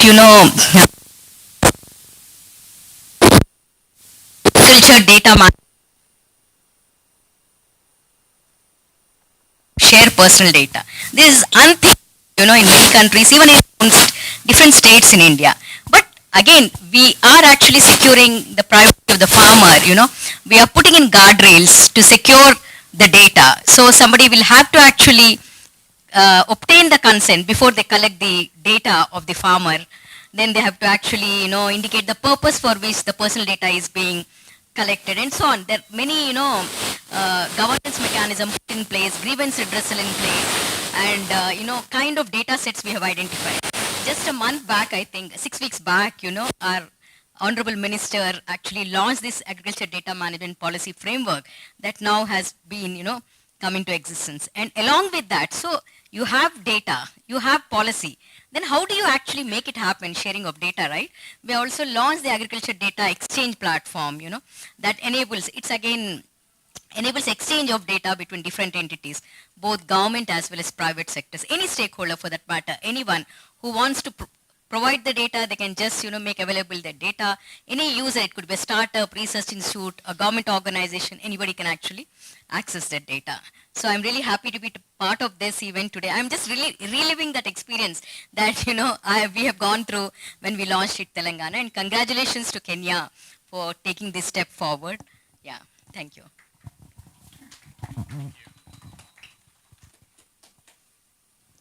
Yeah, thank you for bringing in that perspective, and I think it's clear why that kind of experience is very similar to what we're doing here with the KADP. So I hope that we're able to make more of those connections and kind of maybe facilitate some shared learning across. We're gonna now go to Yenenesh Egubezabi from the Ministry of Agriculture in Ethiopia. Yenenesh is currently the director of the Extension Directorate for the MOA in Ethiopia, but she actually began her career as an extension officer. And one of the key things that we all have been thinking about and talking about with this KADP platform is how to connect this data sharing at the kind of ecosystem actor level with services that reach actual farmers in rural communities. So Yenenesh, I wanted to ask you, how has digital technology changed the way extension services are delivered in Ethiopia? And in your experience, what role does data sharing play in the future of extension services? Okay, thank you so much for your nice question. In Ethiopia, we have large amount of farmers, around 17 million, and also we have around 70,000 development agents, and we are focusing on in-person, group, and mass communication type of extension method. So our extension system also public dominant extension system. So this digital communication or ICT4 extension supported our extension and advisory service very much. Because as Andrew told you, as you mentioned, I was also a development agent. If you want to go to each and every farmer, which is very difficult for you, to give extension and advisory service, especially to bring feedback from the farmers. Most of the time the people saying, your extension is one size fits all, because the package is preparing at higher level or regional level, we are sending the package or we are sending the recommendation to the farmers. This is difficult to hear from them the feedback, what they're feeling, what is the response, what is the adoption rate, how the technology evaluated by our farmers. So the digital technology supported us, especially the video-based extension, the mobile application. The video-based extension, the pioneer is the Digital Green. I want to recognize before you. They are supported us. We are working as one of extension department. Always they are hearing us. What kind of problem? What you need, Yenenesh? Always, not only the Ethiopian team, always the RIKIN also listening us. What you need? We need different type of digital communication, because I know the challenge on the ground, which is very difficult to go to here and there to give extension and advisory service, to evaluate the rate of adoption, and also to take their feedback. So in video-based extension, we are sending the message by local language and also the local community. The farmer listening, the local community, at the same time they are entertaining. Also we are sending the message by mobile application, IVR. We are sending them. There is also help desk at Warada level or district level. If there is any questions, I can get the response from the trained subject matter specialist. Also, we are using radio listening group also there, and also research-based radio program, which is especially for gender, for women farmer, for females, which is very important. Digital enabled, digital supported extension and advisory service. Most of the time when you invite the females to the meetings, they don't want to come. Maybe the area not convenient for them. Maybe you can't find the restroom for independent for women, sometimes which is far from the local area. So the female prefer to listen in their surrounding, video-based extension to watch and see everything. In addition to that, the feedback, especially the feedback, to update the technology, to evaluate the technology, to respond immediately, to see the adoption rate, to give feedback for research, which is very important for us. For future, we need to upgrade such kind of method, extension method. But I am not saying totally we don't want in-person extension. We need to hybridize. Hybrid extension. You see, before the microphone interrupted and Andrew worrying about here and there. Are you hearing? Can you hearing? He is saying like that. We need to use in-person extension, group extension, mixing or hybrid with the digital extension. For future, we need to listen our farmer and also the data management. We have to bring different data together, harmonize, and send to our farmer. Thank you. Thank you, Yunanesh. Yes, that is applause worthy. Yeah. Thank you for sharing your thoughts and for kind of connecting this concept of data sharing to I think some real world examples of how the things that we talk about in this room can make changes and reach those rural communities that we're all kind of here to serve. I'm going to now go to Vineet Singh, who's the Chief Technology Officer at Digital Green.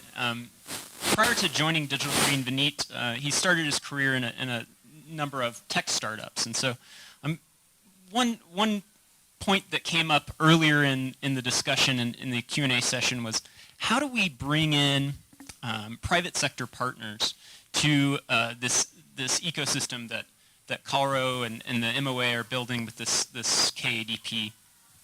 So I wanted to ask you, like, what are the incentive structures that are there for private sector players to come in and be a participant here, and how can they with a digital public good platform that is sharing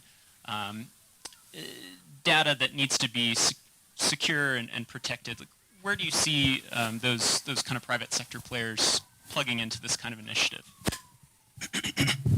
Sure, thanks, Andrew. And yeah, I think one of the key things, and I just want to start with taking a step back, and we keep saying digital public good, right? What does it mean?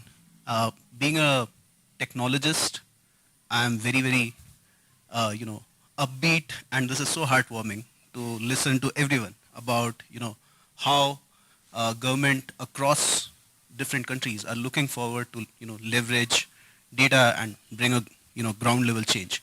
But what does a public good mean? Public good is a park or a transport system, and the stakeholders are all the citizens. Ultimately, it's not just, it's basically managed by the government departments, but it is also important that everyone, the whole idea about the public good is that it is meant for the public, it is meant for the public to actually use it, utilize it, and also upkeep it. If you are throwing stuff around, that's wrong, right? And I think the big shift that we are seeing, and this digital public good, why it excites me personally, is that it offers that very big step changes. And I think the incentive, one of the things that Simon, I think, mentioned in one of the session, that the cost of just getting one farmer information is 465 shillings. So if you're talking about 1 million farmers, it's 465 million shillings, right?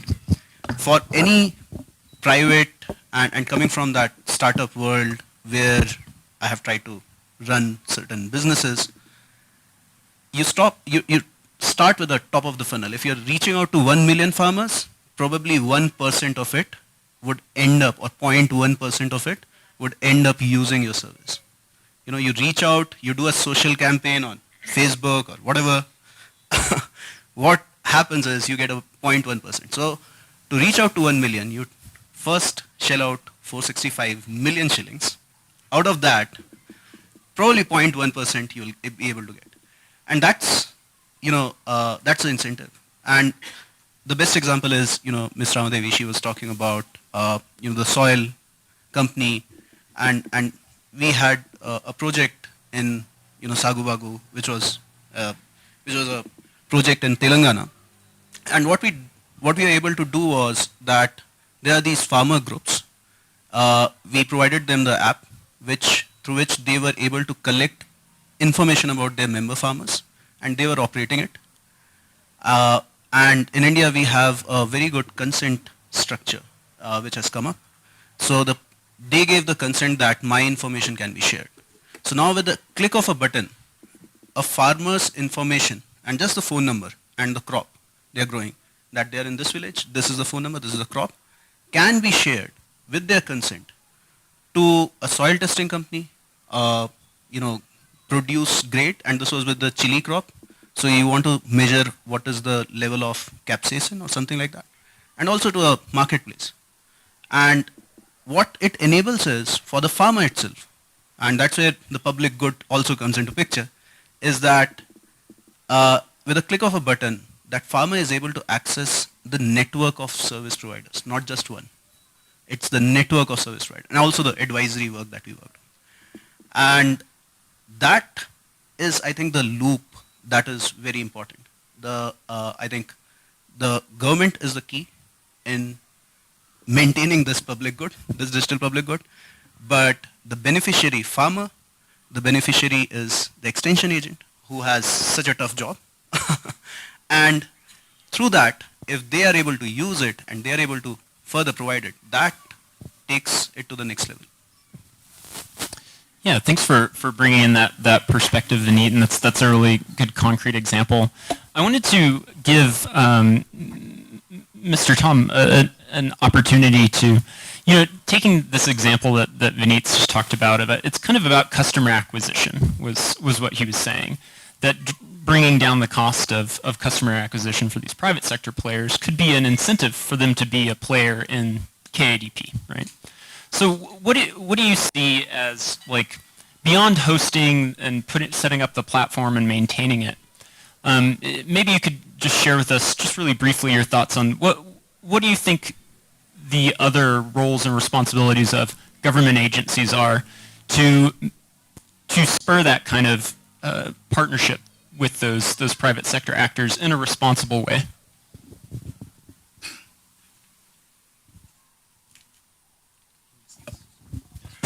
Okay, thank you. I want to be futuristic here when addressing the question posed to me on our plans to really go digital and use this opportunity to help our extension workers to provide better services to farmers. We have a plan to register all the farmers. As some of you may know, we are doing it now. And we're going to have a central database of all the farmers in the country. including the private farms, the commercial farms, everybody in our database. And we want to use a springboard for real farmer service support. After that, we are going to digitize all our farms. What I'm saying is that we're going to map the entire land use of the country to know which land is having what crops, which land is not being tilled, which land is suitable for expansion, which land can be put under irrigation, which land can be restricted for use, because you have a challenge also of some of the land suitable for certain activities being encroached. And we're going to use intensive digital processes to do this.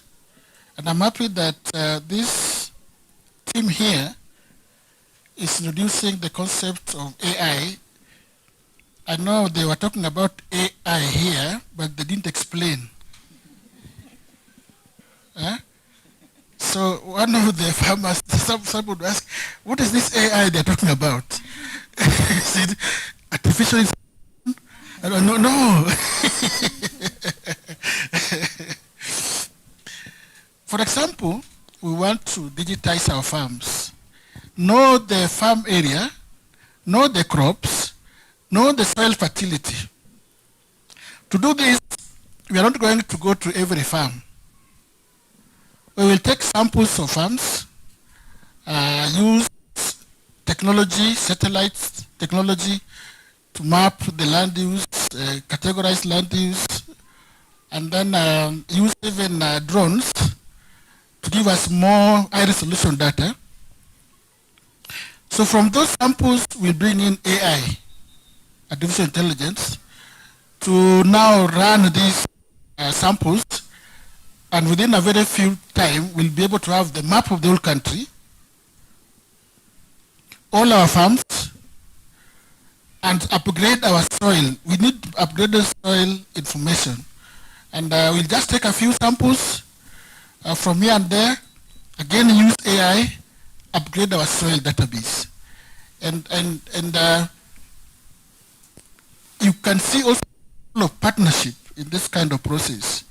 We're going to require private sector, those who are providing satellite imagery, those who are doing drone services, those who are doing those AI services, specialists, to work with us. Why we say the private sector is important. But then ultimately, once we have the baseline data on the farmer and the baseline data on the land, now real work begins. We want to employ a force of extension workforce using digital systems to help farmers, whether it is plant protection, whether it is knowing when to plant, using weather information, using historical information and AI information, managed Internet of Things, to tell the farmer when to plant, to tell the farmer which fertilizer to apply where, to tell the farmer when to harvest, to tell the farmer when the crop is being infected by disease but cannot be detected by the eye, to go into precision farming. The extension work is going to be massive, and those who are going to be in this space, watch Kenya in the next 5 years. Thank you, Mr. Tom. Yeah, that's an excellent segue to our next kind of theme to hit on here. And just so you all know, we're kind of running short of time, so we're going to kind of accelerate a little bit the questions. And so a couple more thoughts here. We're going to bring in a couple folks to talk about extension, and then we'll open up questions to the audience. Mr. Tom kind of hit on some really interesting, I think, like uses of data and the government's like forward-looking plans to employ a larger extension workforce to leverage kind of insights from that data. I wonder, I want to ask you, Salim, when you have those discussions with the MOA, when you're thinking about the future and how this KADP initiative can can be a foundational piece of that. Like, how do you think about Calro's role, KADP role, the MOA role in not only enabling those kinds of data-driven e-extension services, if we can call it that, but how will we be able to leverage tools like KADP, et cetera, to bring those kinds of solutions to scale in Kenya? Thank you, Andrew. At least this time I won't be shouting because the, the microphones are working. When you look at Kenya's position in the sub-Saharan Africa, most in terms of mobile technology penetration, Kenya is doing fairly good, but still extension services, most of the e-extension is still not scaling. Do you know why? So most e-extension products and services are made like a general product that is just thrown to the farmer to just have another dig deeper into it for them to understand and come out of insightful meaning out of those products. So as a country, if we are moving towards improving e-extension services, we need to start contextualizing these insightful advisories that we send to the farmers. We need to contextualize the messages in our agricultural use cases or products and services in a way that they can be fully customized into a local setup. And for us to achieve this, we need data. I insist we need data. And this data, surprisingly, when you look at the Kenyan public actors, private actors, no single actor has all what it takes for him to be able to drive precision agriculture on their own. So we need to bring together, aggregate the data in one repository, and then once we have it in one repository, then now we promote access to this data to all the actors that intend to use and reuse this data for them to achieve precision agriculture. Thank you. Thank you, Salim. Yeah. So this is an interesting picture that we've been painting here, I think, with KDP, bringing all these different layers of data together, making it accessible. And Mr. Tom also mentioned the artificial intelligence tool that we talked about earlier, and we've been talking about, you know, mobile technologies, digital tech, all these things reaching out to rural communities. I wanted to ask, the theme of using artificial intelligence powered tools seems kind of like the flavor of the day. And some people might be asking, like, is that kind of technology necessary to do what we're talking about here? You know, maybe a year ago we might have been talking about blockchain, but today we're talking about AI. I'm going to throw this question over to Vineet, and then we'll maybe open it up for a little bit more perspective. But from the tech perspective, is this where does AI fit into this vision that has been painted here and the reality that we're working with in these rural communities? Yeah, sure. I think this question of AI to Sam Altman, who is the CEO of OpenAI, and I think his answer was that yes, there's a huge frenzy about AI right now, but there's a good in a frenzy, but this is in the long term, this is still a small frenzy. And I tend to believe that. Yeah, I have my biases being a technologist, as I say. But what AI brings on table is way of creating those intuitive experiences like Yananesh was talking about the extension agent and the work. When we as humans talk, we are able to process a lot of information, visual, audio, reading the stuff, looking at an infographic, we are able to understand it, right? Can I make this information more understandable? Can I make my end user experiences? And this is just a start, I think, that we are seeing in AI. And the interesting part that to me is, we need some data to create AI applications. These AI applications, if we are really able to make intuitive user experience, would be beneficial to users, or farmers, or extension agents.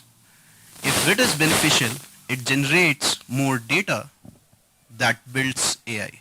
So it's a kind of a loop, and we have to kickstart that loop. I think what we are seeing here is just the starting point. It has to be a sustained effort. The possibilities are, I think, endless in terms of, you can, there's a lot of, in fact, this particular bot, we have done, there's an AI in the background which categorizes all the unstructured text PDF, videos, it streams it, transcribes it, converts it. So my video recommendation becomes better. I can do it with the audio as well. And then there's the user interface. I can talk about language. We can have very many different kinds of product catalogs. Climate is playing a big role. So one of the big thing with extension is that the content needs to change now more often than previous years, and that means there are more and more models and more and more technology that needs to be used. So yeah, I'm quite upbeat, and I think this is just the starting point. We need to really put a sustained effort, and we need to look at the AI as well as as a digital public good, these models. So yeah, I'll stop there, and would love to rather listen from our other panelists. Yeah, I think because of time, unfortunately, I think I'm gonna cut this section short. I'm sure that we have additional perspectives that we could bring in, but perhaps some of that will be hit in the Q&A. I wanna open it up for like 2 or maybe 3 questions from the audience, and so just put your hand up if you have any questions for one of the panelists, and I'll bring you a microphone. And if you wouldn't mind, just say what institution you're from, what your question is, and if it's targeted at any particular person on the panel. Thank you very much. My name is Ndongo Kayehu. I work for an NGO that does skills provision for young people. So my question is related to skills provision. I've been listening since early today, and there is one thing I'm not hearing, despite the fact that the reason we are here shows that agriculture has become a truly knowledge-intensive industry. In this country, we don't seem to have caught up with that reality. And I was wondering whether there is any discussion or any thoughts about lending the intellectual wattage we see here and the tools and resources we have created to help in training future farmers. Kenya has a big problem already. Of all the opportunities that we offer for skills training, barely 5% go to training farmers, barely 5. Recently there was in fact a clip shared on social media, the 17 most hated courses in this country. Those are courses that nobody wants to study at university. 11 out of the 17 were in food production, agriculture, climate change, environment. What I'm saying is we are in trouble if this doesn't change. We are already in trouble, but we are headed for even more pain. And I just wanted to know whether there are any thoughts about lending what you have created here or what you're building to our education system. Thank you so much. Yeah, would anyone like to jump in and speak about connecting these types of like technology-powered initiatives in the agriculture sector with the education sector in Kenya and how that connects to the future of the country here? I'll give that maybe to Salim. Yeah. Thank you, Andrew, and thank you for your question. I think when you look at the need for information, when you look at the need for information to the smallholder farmers, I agree with you. The need is big, and as we launch KADP, KADP as a pilot or as a starter is concentrating more on data, but the next focus from data, what can we get from data? The focus is to turn data into services. Then now, for those organizations like yourself, which are in need of agricultural skills information, then now out of the data that we generate, we turn them into a service. Then now you will be able to consume the services. And maybe to there was the director from African Center for Women in ICT, Madam Constantine. We had already started partnership with Acquit, where we were able to share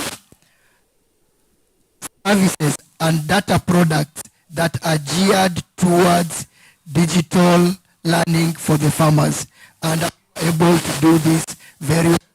And we did this in Ipia County, and we even went ahead and tried to convert this consumed knowledge into local dialects. Thank you. Just to add to that, for Kenya, we have a very clear agenda for youth in agriculture. We have done our studies, we've done our research, and realized the lost opportunity that we have a very youthful population, but when you go to the farming community, few of them are willing to participate in agriculture. And we have come up with clear strategies on how to address these challenges. We are promoting agriculture in primary schools. We're involving children in agricultural activities at the school level, competitions among children, and even clubs, agricultural clubs for the young children, exchange plans, and so on and so forth. And even the curriculum at the primary school trying to introduce agriculture. It's unfortunate that the university level, most people, out of lack of coaching, so to speak, they look at the university course as something you are doing to go and look for employment. And that is that have been there. People think that I need this course so that immediately I'm out of it and look for employment and somebody will employ me. But the narrative we want to change is that you go for that course because you need it and you're coming back to apply it. And we are, right now we have several programs to mentor young people, to engage in agriculture, use them as examples for the young people, try to make agriculture technology oriented as possible so that these young people like agriculture, and then people will see the need to learn about agriculture at those high level. So it's unfortunate right now because of unemployment and the way we have oriented our children to think that university certificate is to look for a job. That's where the rate has been beating us, but we're hoping to change that. Thank you. And thank you for the timely question about connecting education as we hear the next generation playing football outside. I really apologize because of time. I think we're going to do one more question. Did someone else want to respond? No. We'll do one more question. We have a very excited participant here.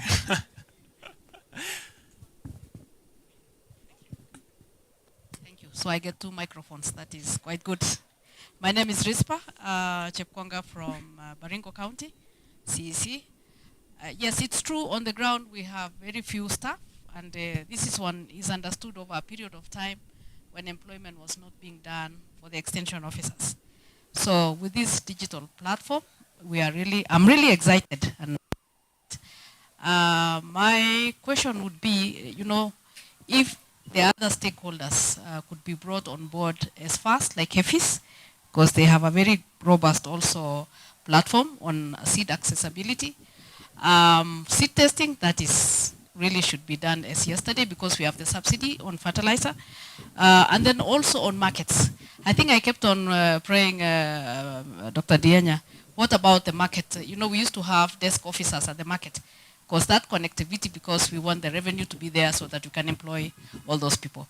So my question is, when are the other stakeholders like KFIS, STAC, and all this being brought on board?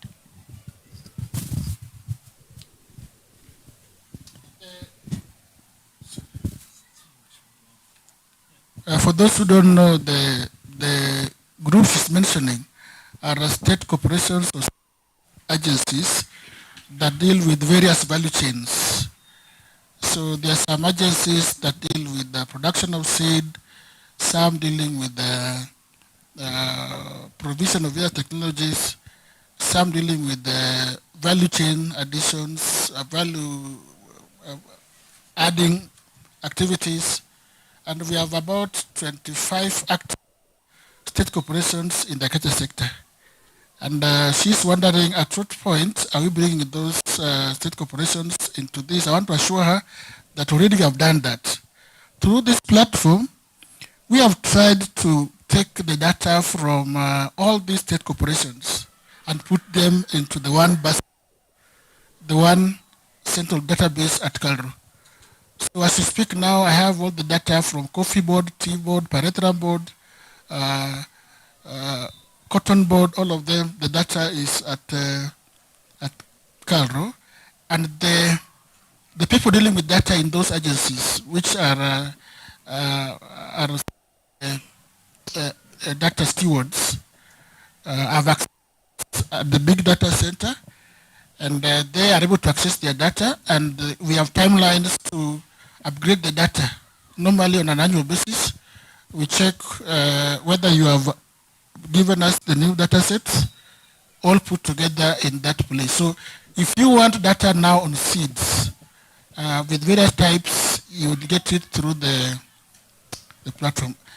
Unfortunately, I didn't present the open data platform for the ministry, which is waiting launch in the new ministry website of the change of the government. In that open data platform, we are allowing the public to access all the data for free now without logging in, without asking, can I get this? That is now free data for the public, and we'll be able to get the data on seeds, every type of seeds, even breeds, where to get seedlings, all sorts of data. We have put that there together. Yeah.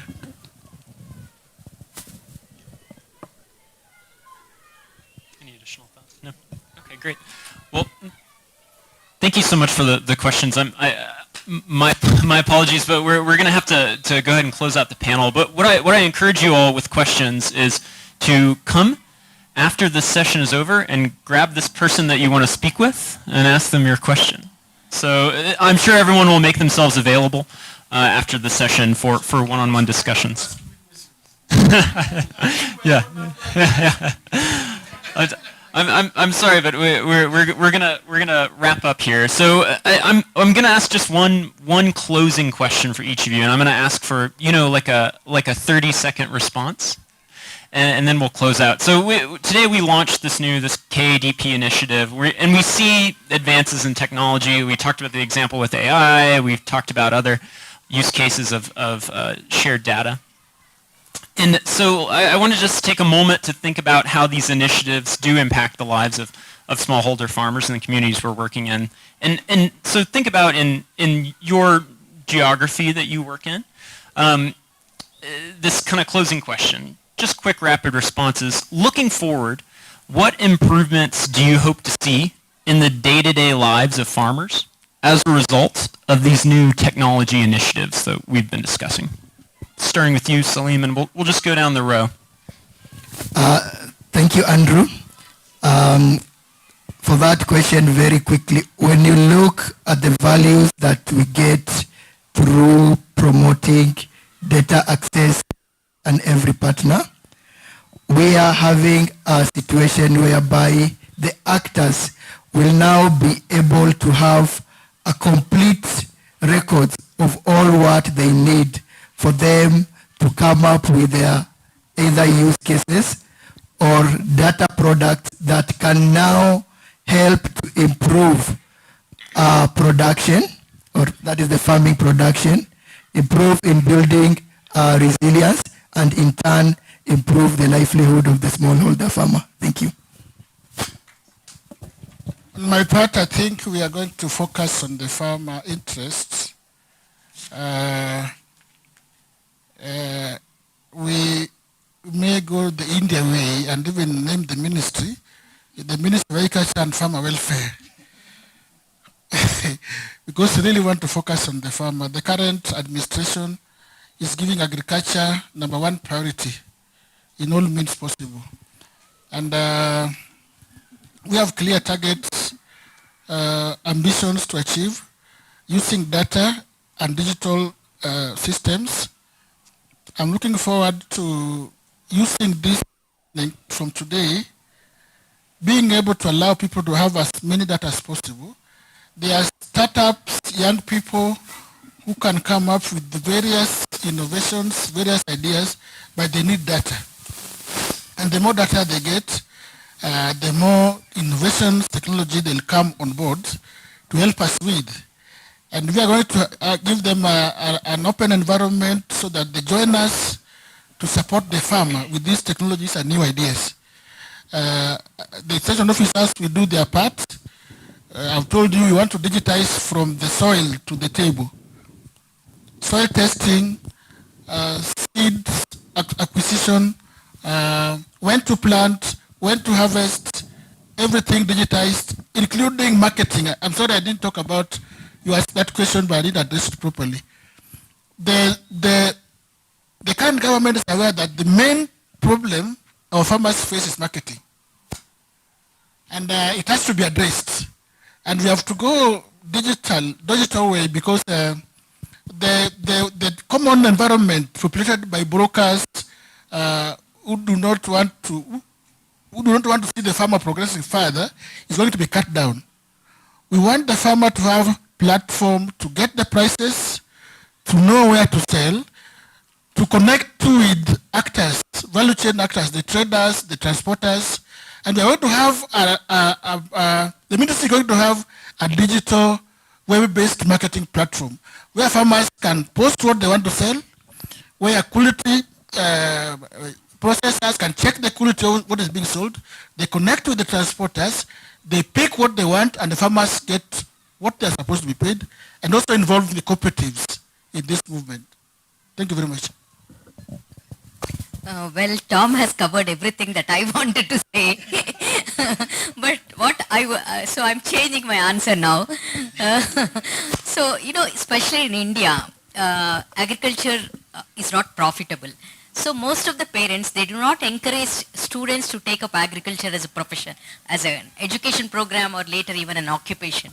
So as Tom has said, if those technologies, we have come up with the concept of AI for AI. Just as he mentioned, different technologies across the value chain of crops, if we deploy to a farmer, which makes it very easy for him to, carry out these agriculture practices, and turns it profitable, so that tomorrow, at least in my country, if parents can actually encourage, youth to go for farming, agriculture, that would be a sea change, at least in India. Yeah.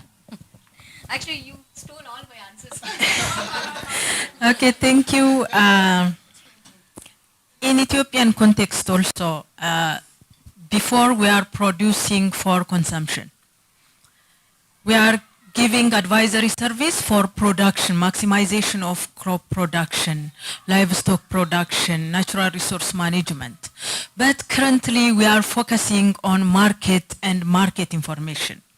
We are also sending early warning message, agro-advisory, mechanization, input-output marketing. So the farmers asking also technology, new one, and improved technology. Production and productivity also improved. At the same time, marketing issue also very much facilitated. At the same time, the youngsters engaging in agriculture, not only in engaging in agriculture, also they are trying to produce different ICT solutions, digital solutions for our farmers. So the woman farmer, the female farmer engaging in agriculture, entertaining, not as before, but currently because of technology, because of digital solution, everybody interested. Urban agriculture, peri-urban agriculture also. Like drone technology, they are promoting and supporting the development agent, supporting the farmer, also the feedback. The customized extension, demand-driven extension is facilitated, not as before top-down type of extension approach. Currently, we are also exercising bottom-up extension approach because of technology facilitation. Thank you. Yeah, I think, sorry.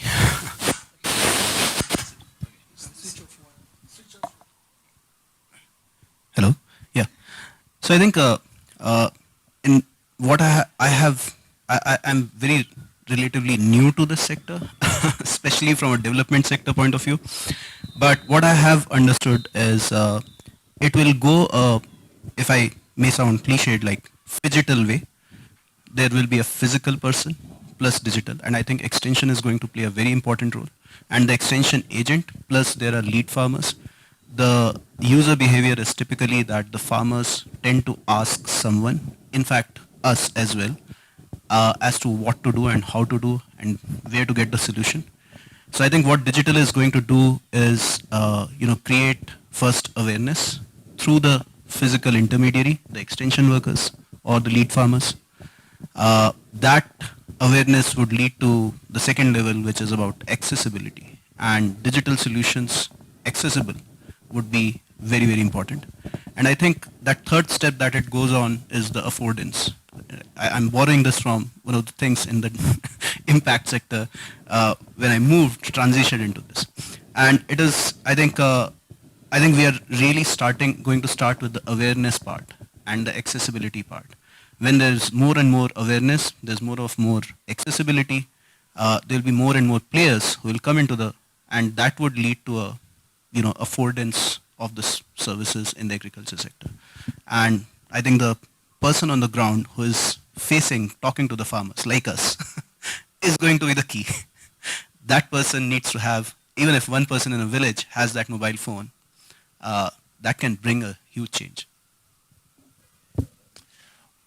Well, with that, I think we're going to wrap up this panel. I want to thank all the participants, for those of you who traveled here, and everyone who was here to kind of share your thoughts and perspectives on this. This has been really great. And thank you to those of you who were able to ask questions. I'm sorry we don't have more time. I do want to encourage you to approach individuals afterwards. Folks will stick around to discuss and kind of mingle, and let's get into some of those deeper conversations after we kind of wrap this up.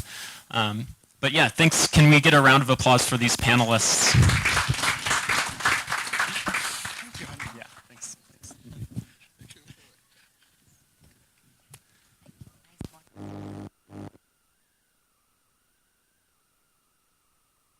think I'm handing back to Dr. McKinney, no?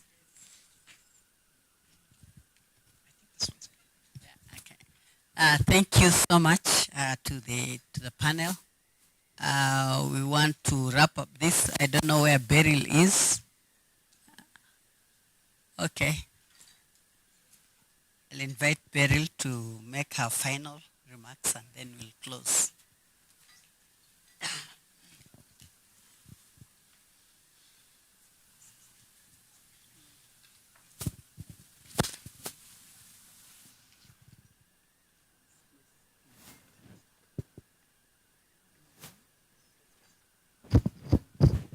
Good afternoon. Good afternoon to the backbenchers. Good afternoon, CC. We need to have meeting at the back of the tent. We talk about lead farmers in Baringo. Thank you for coming. So my role now will be to do a vote of thanks. I would like to start with the person who's traveled the farthest. Do we know who it is? India. Farthest is not an 8-hour flight. Thank you for coming. We truly appreciate it. Both as on behalf of the ministry, right? Kenya government, KALRO, but also Digital Green. Thank you truly for coming.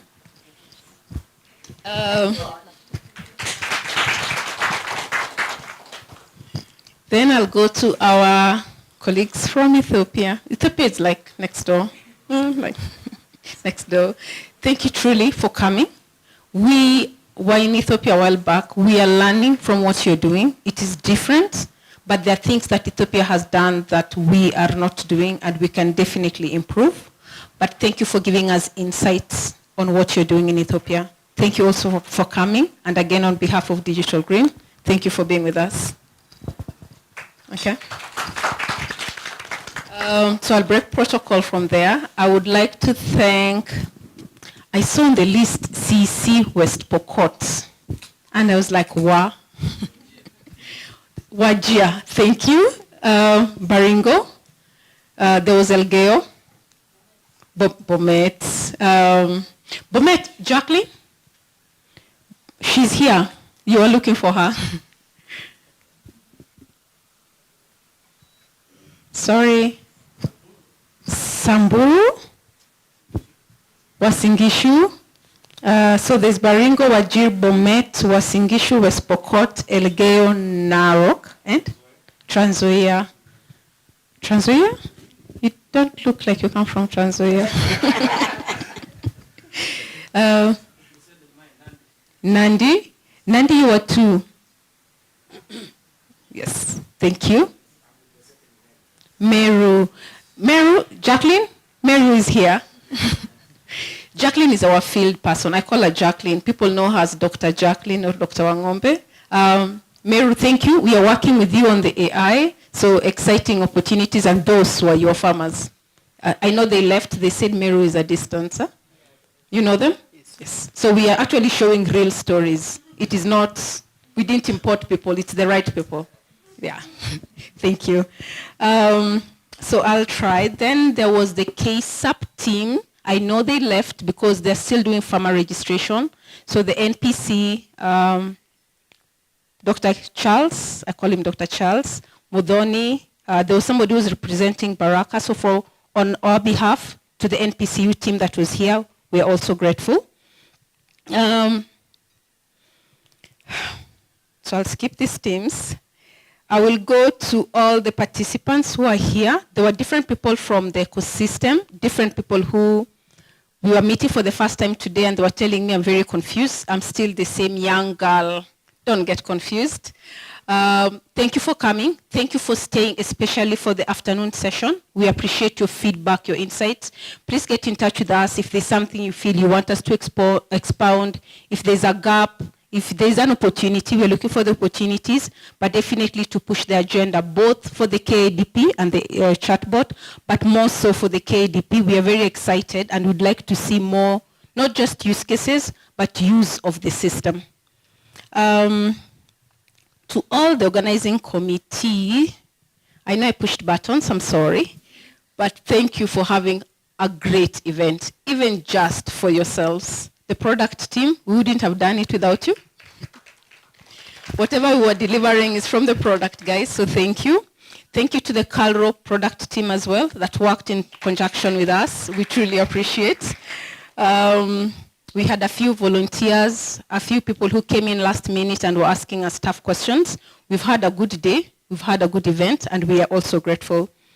Therefore, everyone, for all the support we've received, we hope that you all truly get to use the system. Please use the system. Tell everyone else in the ecosystem that the system is working. Log in, try download the data, ask for access. The stewards are actually KALRO staff, not Digital Green. So you need to know when you get the rejected, who to call. It's a CalRO staff member, not Digital Green. To CalRO, thank you for accepting this partnership. It's been a ride. We hope that this is just the start. Now we have somebody to nurture, and we hope that we work with you together going forward. Thank you. Thank you all. Thank you so much, Beryl. Mine is, let us just rise on our feet. We give thanks and then pray for journey mercies for those who are traveling. Then we can leave. Dear Heavenly Father, we bless your name. We are so grateful, Lord, for this event. As we began, we called upon your name. Now we are so grateful we have come this far. We are praying for those who will be traveling, Lord. We want to pray for journey mercies to each one. May you bless each one and bless our families. We bless you in Jesus' name we pray. Amen. God bless you so much.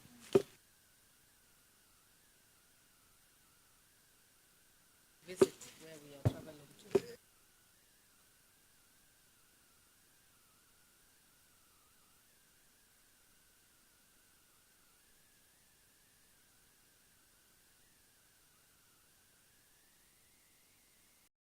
Of data sharing and contributes to the beta agenda under the agriculture productivity model.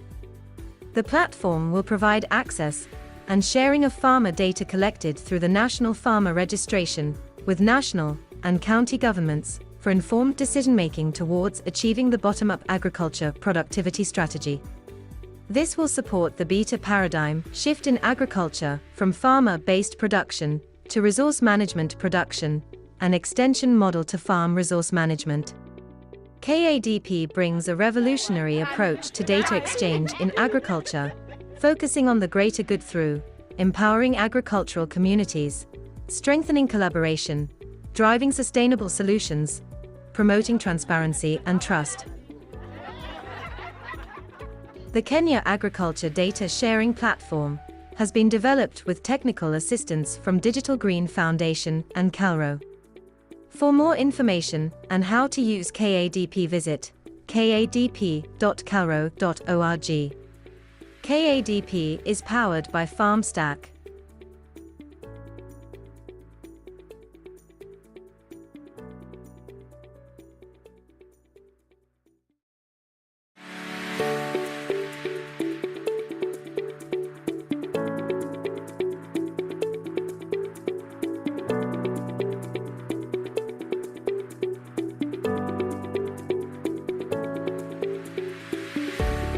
The Kenya Agriculture Data Sharing Platform, KADP.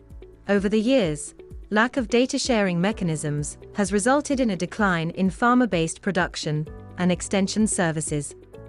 The lack of a data sharing mechanism has been occasioned by the unavailability of a central database for accessing data for decision-making both at the farmer level and policymaking level. This, therefore, calls for a multi-sectorial platform for data sharing. The Kenya Agriculture and Livestock Research Organization, CalRO, is thrilled to present the Kenya Agriculture Data Sharing Platform, KADP, an innovative data exchange platform designed to revolutionize the agricultural sector's collaboration and innovation. KADP is powered by a digital public good called FarmStack and aspires to empower organizations across the agricultural landscape to seamlessly share, integrate, and leverage valuable data for the greater good by offering better services to farmers. By fostering collaboration, enhancing data accessibility, and promoting sustainable agricultural practices, KADP aims to drive positive change and create prosperous farming communities worldwide. KADP is a key enabler of data sharing and contributes to the beta agenda under the agriculture productivity model.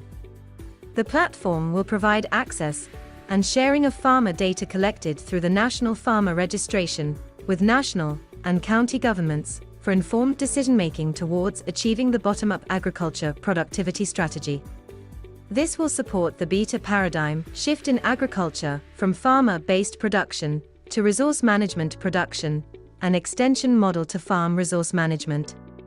KADP brings a revolutionary approach to data exchange in agriculture, focusing on the greater good through empowering agricultural communities, strengthening collaboration, driving sustainable solutions, promoting transparency and trust.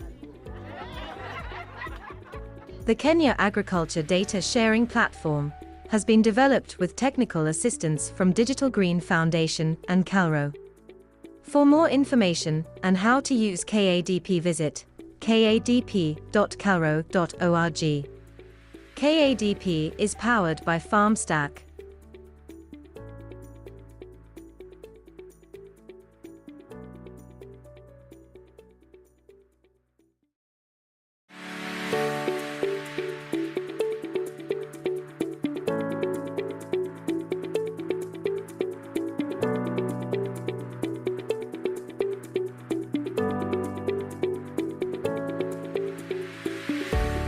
The Kenya Agriculture Data Sharing Platform, KADP. Over the years, lack of data sharing mechanisms has resulted in a decline in farmer-based production and extension services. The lack of a data sharing mechanism has been occasioned by the unavailability of a central database for accessing data for decision-making both at the farmer level and policymaking level. This, therefore, calls for a multi-sectorial platform for data sharing. The Kenya Agriculture and Livestock Research Organization, CalRO, is thrilled to present the Kenya Agriculture Data Sharing Platform, KADP, an innovative data exchange platform designed to revolutionize the agricultural sector's collaboration and innovation. KADP is powered by a digital public good called FarmStack and aspires to empower organizations across the agricultural landscape to seamlessly share, integrate, and leverage valuable data for the greater good by offering better services to farmers. By fostering collaboration, enhancing data accessibility, and promoting sustainable agricultural practices, KADP aims to drive positive change and create prosperous farming communities worldwide. KADP is a key enabler of data sharing and contributes to the beta agenda under the agriculture productivity model. The platform will provide access and sharing of farmer data collected through the National Farmer Registration with national and county governments for informed decision-making towards achieving the bottom-up agriculture productivity strategy. This will support the beta paradigm shift in agriculture from farmer-based production to resource management production and extension model to farm resource management. KADP brings a revolutionary approach to data exchange in agriculture, focusing on the greater good through empowering agricultural communities, strengthening collaboration, driving sustainable solutions, promoting transparency and trust. The Kenya Agriculture Data Sharing Platform has been developed with technical assistance from Digital Green Foundation and CalRO. For more information and how to use KADP, visit kadp.calro.org. KADP is powered by FarmStack.